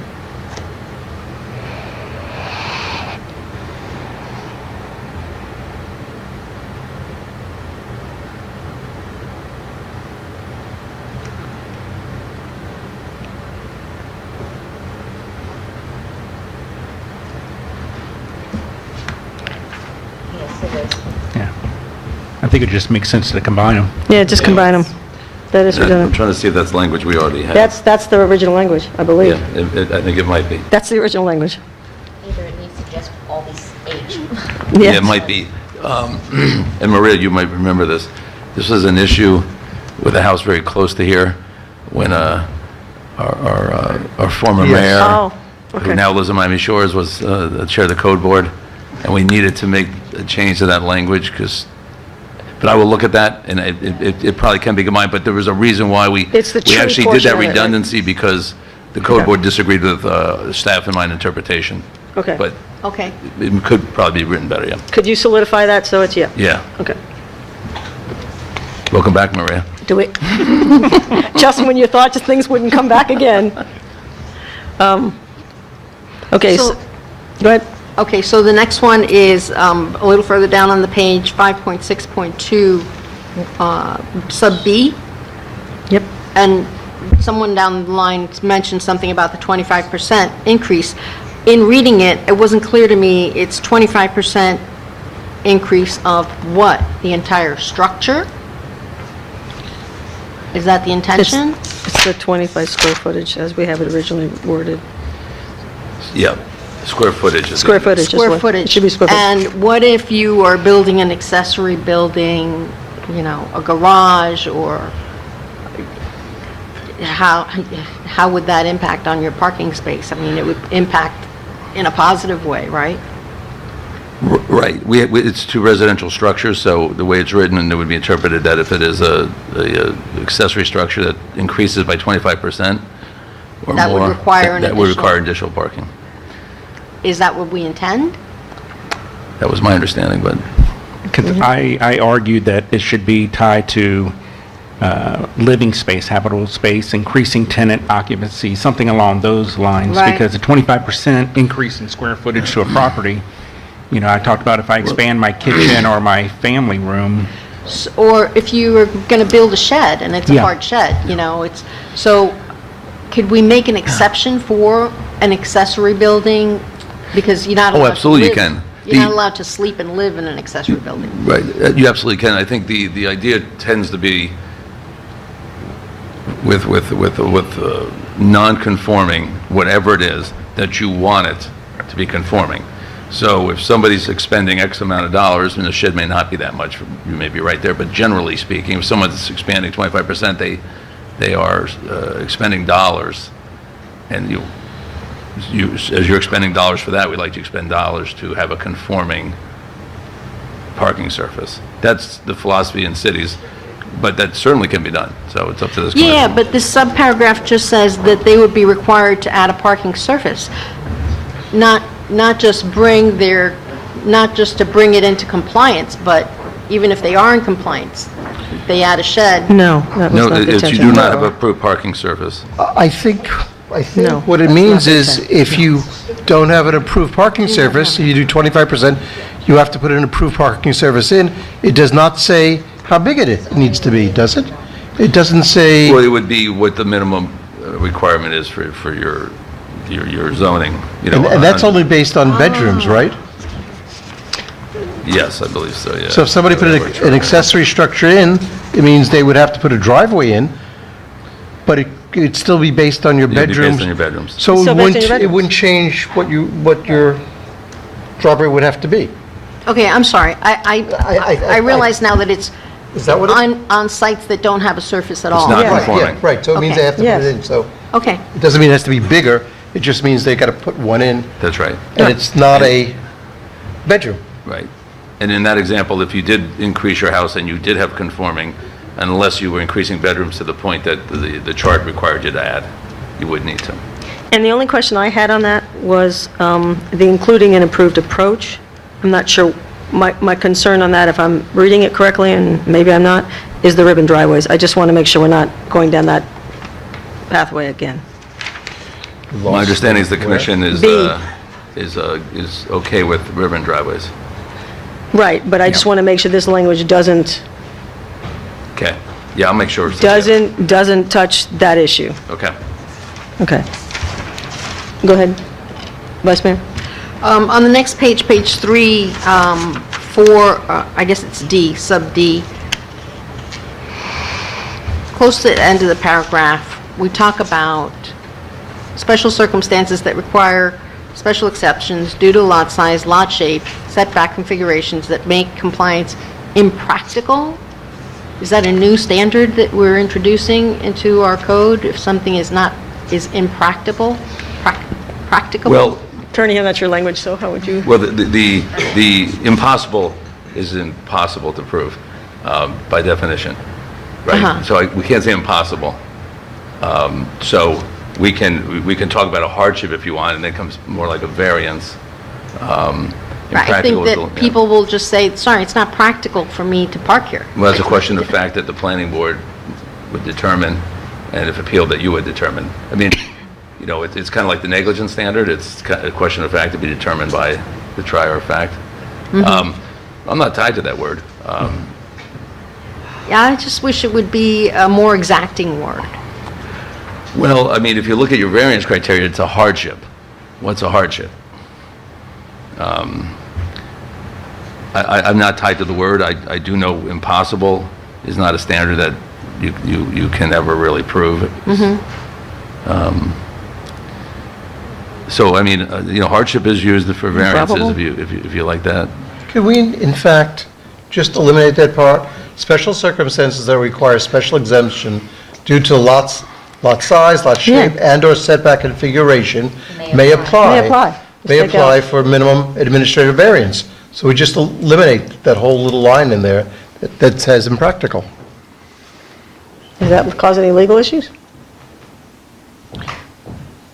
I have no problem with it. I mean, you could have special circumstances affecting your property. It doesn't make it impractical, though. Your point, your legal point is that It's- you're making it either a hardship or you're making it the fact that they can't comply, correct? Yeah, but I have no problem if you're comfortable with that. It's- No, I see what you're getting. You're trying to make it, your language is trying to ascertain it isn't just, well, I have a tree that I planted and I don't want to. Yeah, and I don't think we'll get to Yeah. that, but I'm not tied to the word. If we put in, that would make compliance improbable? A hardship. Your hardship is something we use in variances. Okay. Okay. It's like an art, term of art, so. Okay. We're all good with that? Hardship? Yes. Yes? Yes. Okay. Simple.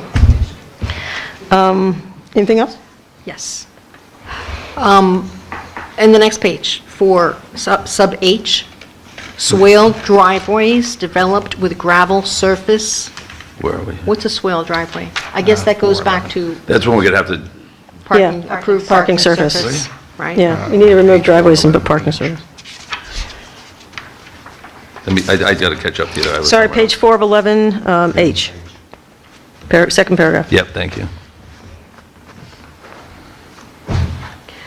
And then further down, close to the bottom of the page, 5.6.2, paren 2, where we talk about vehicles shall be parked on impervious or pervious surfaces, but impervious areas shall only exceed 40% of the front yard or corner side yard Yeah, that's if not right. applicable.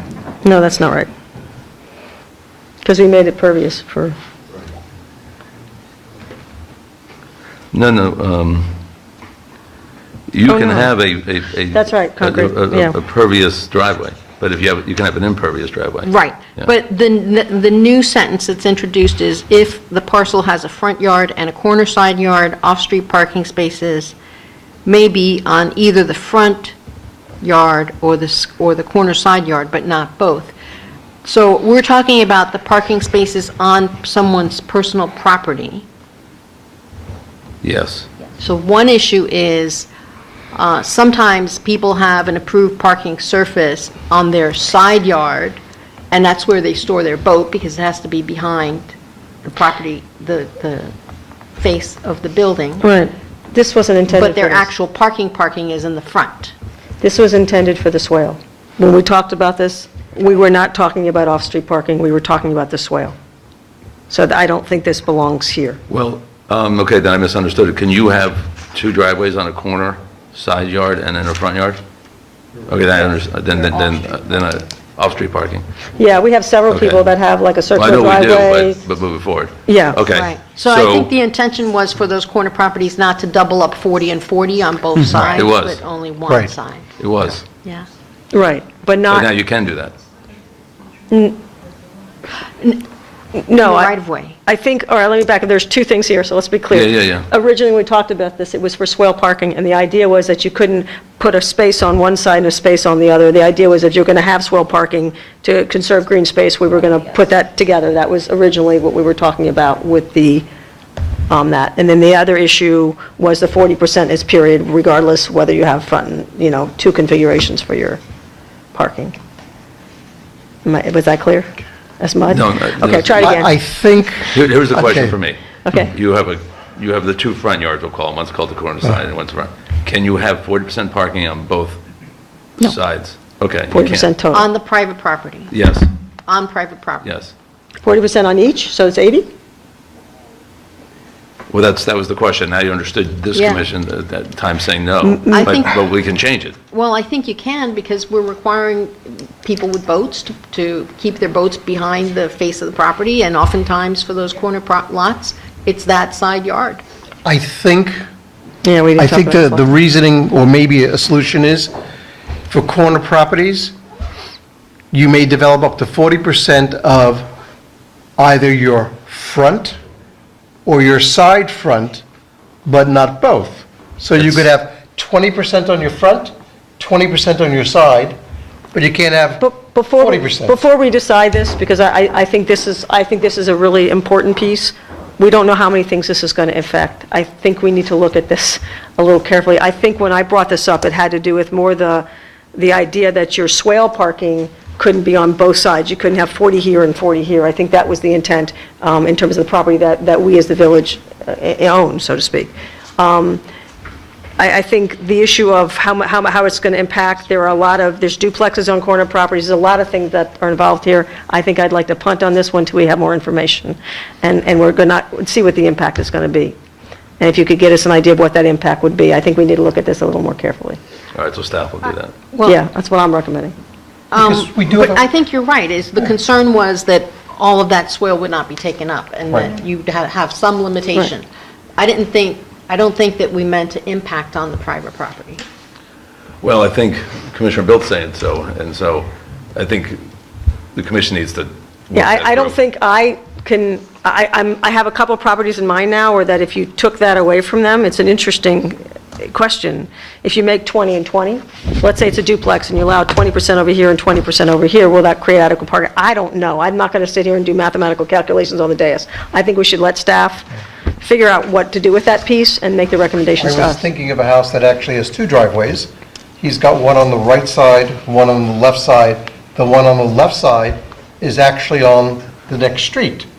But his approaches are both on the one side, and that's less than 40%, because it's the approach to this driveway, the approach to this driveway, and then he's got a boat. I'm So thinking I of don't 4 or know. 5 properties, and they all have different configurations. I would feel more comfortable with staff recommendation on how to deal with this, rather than trying to do it from here and make a mistake. I just don't, we've made enough of them, and I know time is a-clicking, so.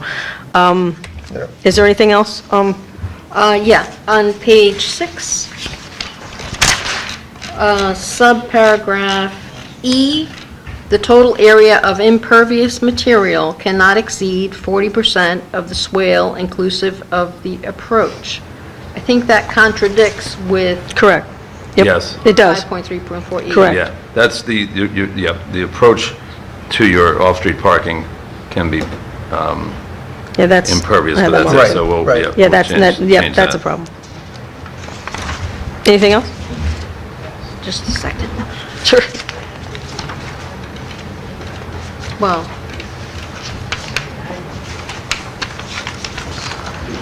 I think that whole section about the abutting property owner's rights is unenforceable, but that's the way the majority wants to go, so be it. And, yeah, the rest is just that driveway, making it uniform. I've got one question, 5.6.2A. 1A or? A. Number one. 5.6.2, parentheses 5, A. So page 6, correct? Right, so page 7, top of page 7. Okay. Construction maintenance of a portion of a parking surface in the swale. It's not on the right-of-way, it's in the swale. Because if you say right-of-way, that also includes the roadway, Yeah. doesn't it? Yep. And all we're talking about is swale. Well, yeah, that's, Swales, right-of-way includes the road right. legally. it depends on the right. How you define it, but the on how you swale, and then define the swale and the road is all the right-of-way. But if everyone has swale, we can keep that swale. Yeah, that's what I was just Yeah. thinking, make it Simple. swale, that's... Yep. Okay, thank you, Vice Mayor, you covered a lot of mine, so. Thank you, yes. I'm going to try and be as quick as I can, because I know we have to move on. I'm going to be very quick. I do have a question on B to be brought back later for the commission. I'm on page 1, landscape 5.344B, and that has to do with how we're going to deal with corner properties and some of the complaints we've been hearing about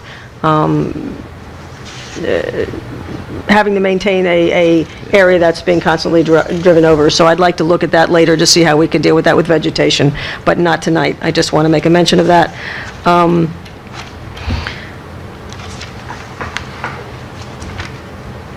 I've also on B, on page 2 of 11, non-conforming residential properties that do not have approved, I would like to just say off-street parking services, so we're very clear on that.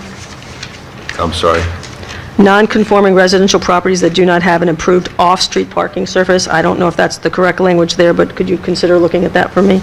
On 2 of 11, 2 of 11, 5.2.1B. 5.6.2.1B. Yeah.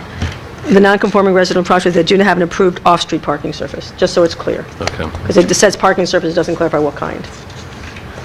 Okay. Also on page 311, E, on page 311E, it says, when an approved parking surface exists, all vehicles should park on approved parking surface. So when it doesn't approve, we can park anywhere? That was my problem with that statement. I just want to leave when. That's the point, when you have the approved parking service. When you don't have it, you're either under some sort of non-conforming. Okay. So, I read that as, okay, I'm not going to develop, but I can park anywhere I want. That's kind of how I read that. That doesn't make it legally true, but, no, it doesn't, but we'll get Okay. with code. okay, We Okay. need code to be comfortable with their enforcement. absolutely. 4 of 11B, I just want to make sure we have the right ordinance number. Swale parking services developed with gravel surfaces prior to the passage of ordinance. It is 2014-04, is that correct? 15. 2015-04, that is correct, right? I just want to make sure that number is correct, right? Yeah, I don't okay. know that as I sit here, but yes, that's my understanding. All right, never mind, scratch that. Page 511D, you crossed off per section 5.6.21. I just wondered why. You have it someplace else, but not there.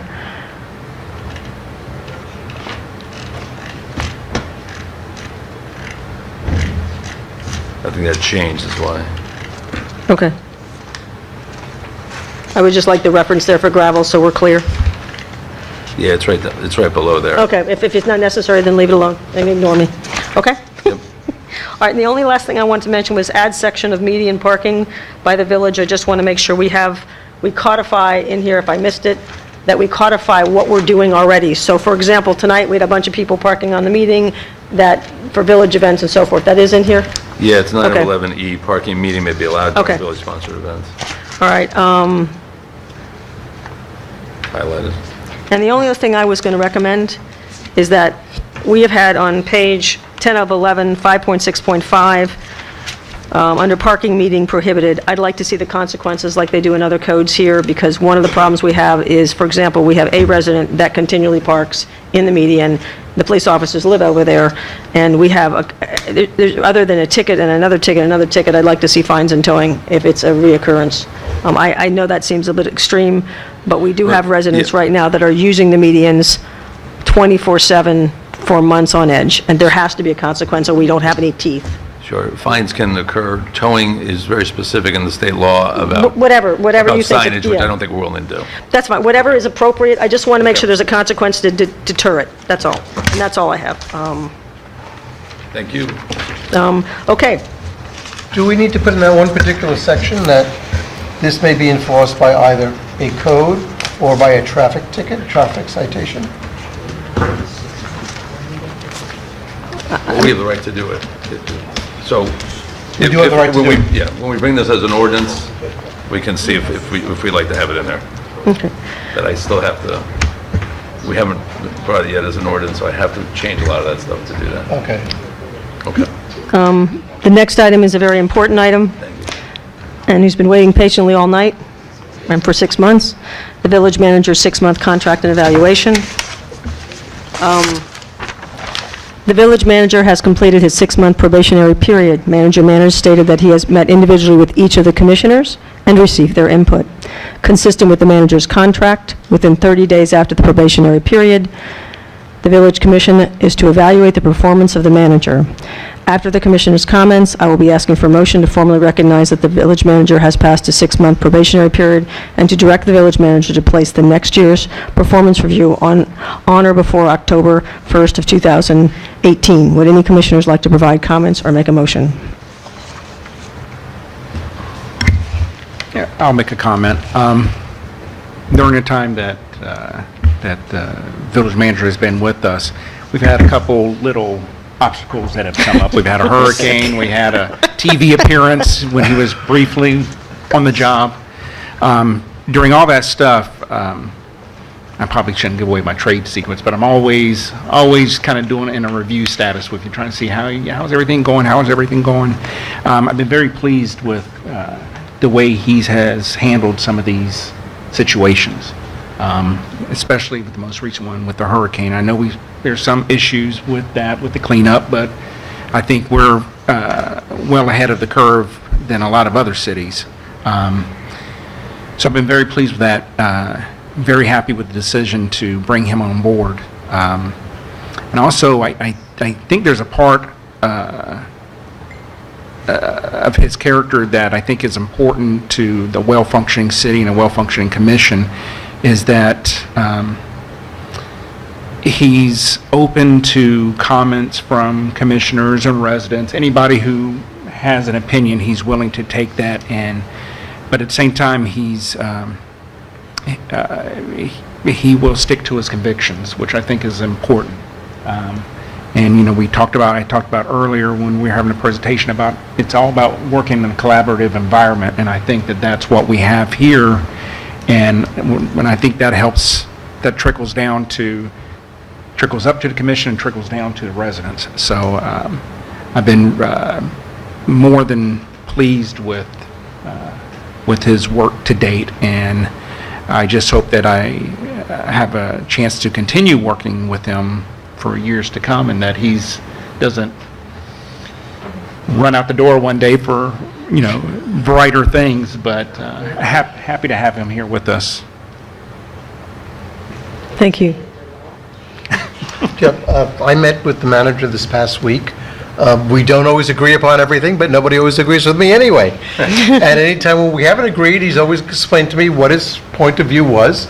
And most of the times, I must admit, I'll go along with what he's thought. He's willing to listen. I have never heard a resident say that they're unhappy with him. Everybody always says how happy, well, except for that. Everybody says how happy they are with him. And I think he's done a fantastic job under the worst possible circumstances. I want to say I echo the sentiment of my fellow commissioners, Bilton and Tudor. I think that Manager Matters has done an outstanding job since he's been here. I feel like we have a team. I feel like this is a team, and I feel welcome when I walk into Village Hall to speak with him. I always professional, again, listens. If we disagree on something, it's not where I'm just faced with a negative. He'll explain, and that's really important. I like the fact that I see that residents are happy, because that's most important as well, since the manager interfaces with the residents more than we do as the commission. So I'm very happy that he's here, and I think I say most of the time when I'm meeting with him, I hope the same that Commissioner Tudor has said, that he doesn't run out the door, and I'm able to work with him for as long as I'm here, at least, and even further. So I'm very happy of the decision that we made in bringing him on. Vice Mayor? I also met with Krishna, and as I tell him when I meet, I'm evaluating you every time we meet, and we talk things out.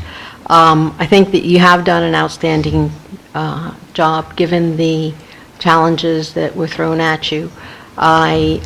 Every opportunity I get, say to you, I wish that you would find, and I would support giving you additional assistance, because having only one person calling all the shots, that one go-to person can wear out easily, and we don't want you to wear out and wear down. So I would support doing that. It's, of course, your decision how you want to manage your staff. As far as staff goes, I can tell you that it seems from my perspective that morale is at a good place right now. The stability that you've brought, the familiarity, the being able to work with people across all departments has been definitely an improvement for the village, and it shows in the work that people give, and that starts with you. I do want to talk about a couple of things, though, and they're our shortcoming, the commission's shortcoming, because I think that we need to do a better job at setting benchmarks and expressing our goals so that you have something to strive for aside from putting out all the fires that happen every day. And so we need to do a better job of giving you that guidance. I wanted to go back to your contract for a moment to make sure that we're complying with the things that are required, that we're required to do. And one of them is the life insurance. I don't know if you have put that into place. That is in place, yes. Okay. And the other thing is the bonding, and the contract says the village agrees to bear the full cost of a fidelity bond as may be required pursuant to the village charter. That may be, I don't know if there's a bond in place, and it may be a question for John, for the village attorney to look up and make sure that we're Yeah, we go through the League of Cities, compliance. and we have a bond, because we checked on that, yep. Okay, Yep. perfect. That's good. And then there is, as this job requires basically 24/7 service, 365 days a year, someone very smartly put into your contract compensation time. And you probably are not keeping track of your hours because that's just the person that you are. You'll come in and do the work until it all gets done. But I got to tell you, all the work is never going to get done. And you do need to take that time off to refresh and replenish. And I don't know that I necessarily have to see a report, but it may be one way to get you to look at it and figure out how much time you've accumulated that you haven't taken, that you will lose, and it'll expire if you don't take it. And sometimes, I mean, I'm asking for a report, not for evaluating it, but so that we all have eyes on and understand that you need to have that time off. That's no problem, and I'll be gone around Thanksgiving. I'm not sure I believe that, but okay. Just one more thing, it's an internal joke. I wish I could express to you how sincerely grateful I am for not only the stability, the leadership, the team building. I really almost got him a firefighter's hat tonight. I was considering getting one for him because sincerely, it's day to day, and he always makes time for the residents. Us sitting up here, people ask me, things are going great, and I always point to look at him and the chief, because ultimately, we don't run the village. You do. And I can't begin to express to you the amount of cleanup and thoughtful approach. I can be a little bit expressionary of my ideas, and he and my speed at which I like to see things accomplished can be a little bit slightly unrealistic. He's always very gracious, just a little. He's always very gracious about his approach to bring me back into the real world, and for that I'm always very grateful and appreciative. And I'll also say one thing. It is an incredible difference when you walk into Village Hall, everybody there, including folks who don't get paid and who volunteer and who do a tremendous amount of help, nobody I'm looking at in particular, and other people who also help out, all sitting in the front row, thank you, and the back row over here, who do a tremendous amount of, you get people to want to work. And you inspire people to give 1,000%. I've lived here 21 years, and I haven't seen this. So, yeah, I want code and building, and I want it now. And you'll get it to me when you can. But I'm incredibly grateful for everything you've done, and I did want to take a minute just to say that. So thank you. With that,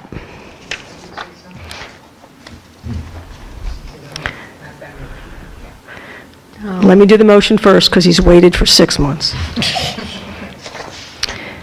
Is there a motion to formally recognize the village manager has passed a 6-month probationary period, and to direct the village manager to place his next year's performance review on or before October 1st of 2018. Yes, I'll make that motion, but can I read because it was a mouthful? Go right You ahead. can just say, you can just make that motion, that's fine. Okay, Okay. You can say I make that motion. I make that motion. Okay, is there a second? Second. All those in favor? Aye. Aye. Motion passes with great pleasure. Told you so.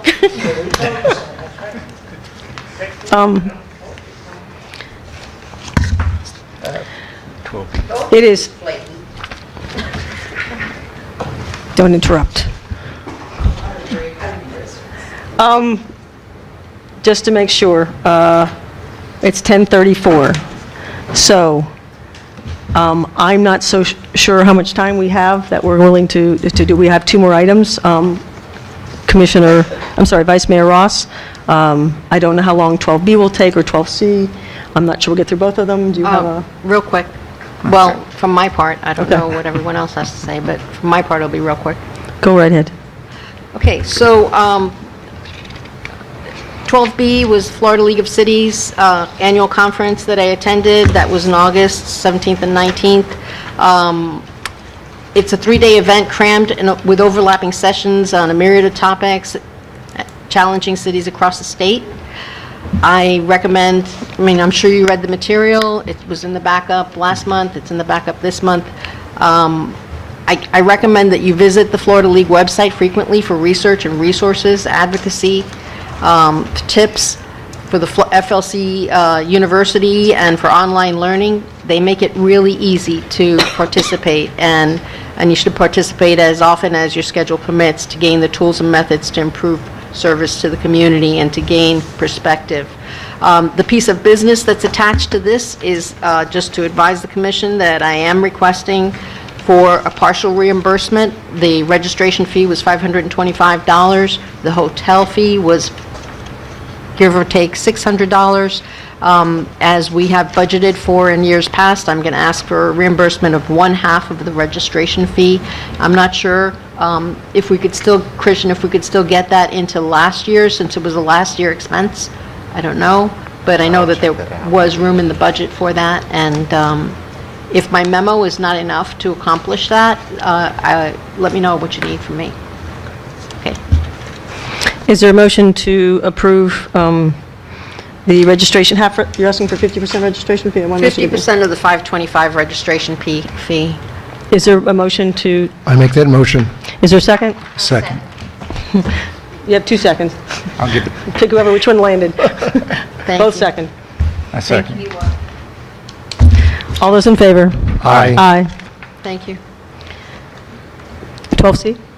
12C is proposed resolution in support of a state legislation regarding animal hoarding. You've read the backup. I don't know, I guess I could review it briefly for the public. We've had residents and concerns about overpopulation of free-roaming domestic cats and feral cats, as was discussed earlier this evening.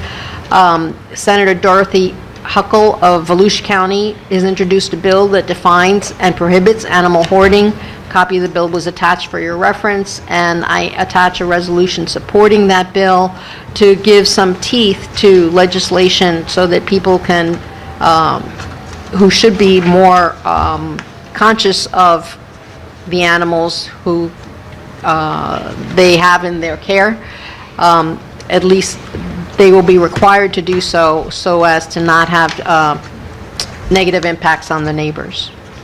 So I make a motion that we approve the resolution as drafted and transmit it as indicated. Is there any discussion on this item? No? No, I second. All those in favor? Aye. Aye. Aye.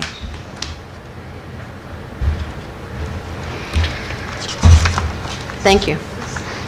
No problem. Request for placement of items on this agenda. The only item I wanted to put on was the construction ordinance. I know that's been pushed back. If that works out, I'd like to put the discussion of the construction ordinance back on. Can we also have a continuation of completing the driveway ordinance? One last time? I hope. Maybe we should call it the parking surface ordinance. Parking surface ordinance, yes, there you go. The Okay. ordinance that keeps on giving. It just does. Longest ordinance ever. Is there anybody else who would like to put on items at this point? I have a couple of things. Go ahead. Something that I've been looking at other cities in the area doing is going solar. And what some cities are doing is that they are waiving their permitting fees for solar installations in order to encourage that renewable energy source. Of course, the whatever inspection fees are required, inspections are required, those will have to be paid for. But Miami Shores has done it, and some other cities in town have done, in the county have done, waiving their permitting fees. So I'm going to bring that for your consideration. There's also a measure that was brought to the county and also at different cities, in neighboring cities, which has to do with protecting minors from conversion therapy. I'm going to bring that for us to have a discussion about. That's it. Okay. Anybody else? Not at this time? Okay. Reports, village attorney. In August, July maybe, at the meeting, there were two properties that we were seeking compliance from the mortgage companies. Sent out a letter, gave them 30 days. Hurricane came, gave them a little more. They did not respond, so I sent a second letter last month, which will expire next week. So in December, I'll bring both these properties back to you to seek direction. I'll get with the manager, and we can take a little informal look at these properties, see what potential value they might have, and then the commission will, discuss and decide whether or not we're going to move forward with some sort of foreclosure litigation. So I'll just give you a heads up on that. We're still working with North Miami. We did have that one meeting before the hurricane. They were so ready to go, and as of now, we have a meeting set up. I think it's in 10 days, whenever that is. So hopefully December we'll have good news on that's on the water issue. That's all I have. Thank you. Okay, thank you. Board committee reports. Are there anybody left to do board committee reports? Okay. Commissioner comments, any? Just two comments? Okay. Give Miami Day is November 16th. And for the first time ever, our Biscayne Park Foundation has registered with the Miami Foundation. So I encourage our residents on November 16th to go online and give generously to the Biscayne Park Foundation. It provides improvements right here in your hometown. Thank you. And I also went to the Best Practices, Miami-Dade County League of Cities Best Practices Conference. That was October 13th. I commend Commissioner Bilt for attending. It was very informative. I hope, I know I did, and I hope that Commissioner Bilt, you found it very useful. And that's it. Thank you. Any other comments? I did go. I found it extremely useful. I made a contact with the person from FP&L who Christian and I are meeting with on Thursday about the possibility of replacing all of our lighting with LEDs and possibly moving some of the light fixtures closer to the street, so we're no longer lighting above the tree canopy. I also met with somebody from, I think the company all did up was called Hotwire. I've got to check to make sure. He said about running fiber optic to the village hall, so we will not, hopefully, ever lose communication again.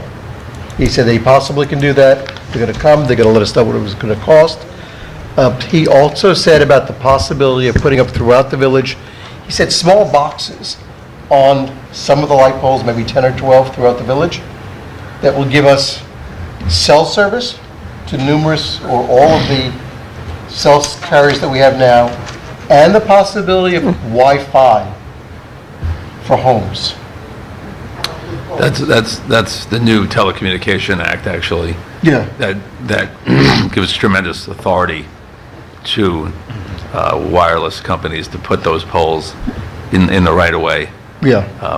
Well, I think he had said using existing poles, and he also said, he had mentioned to me, at least I believe he had said 5 gig service. 5 gig Wi-Fi service would be absolutely fantastic, as long as it doesn't cost.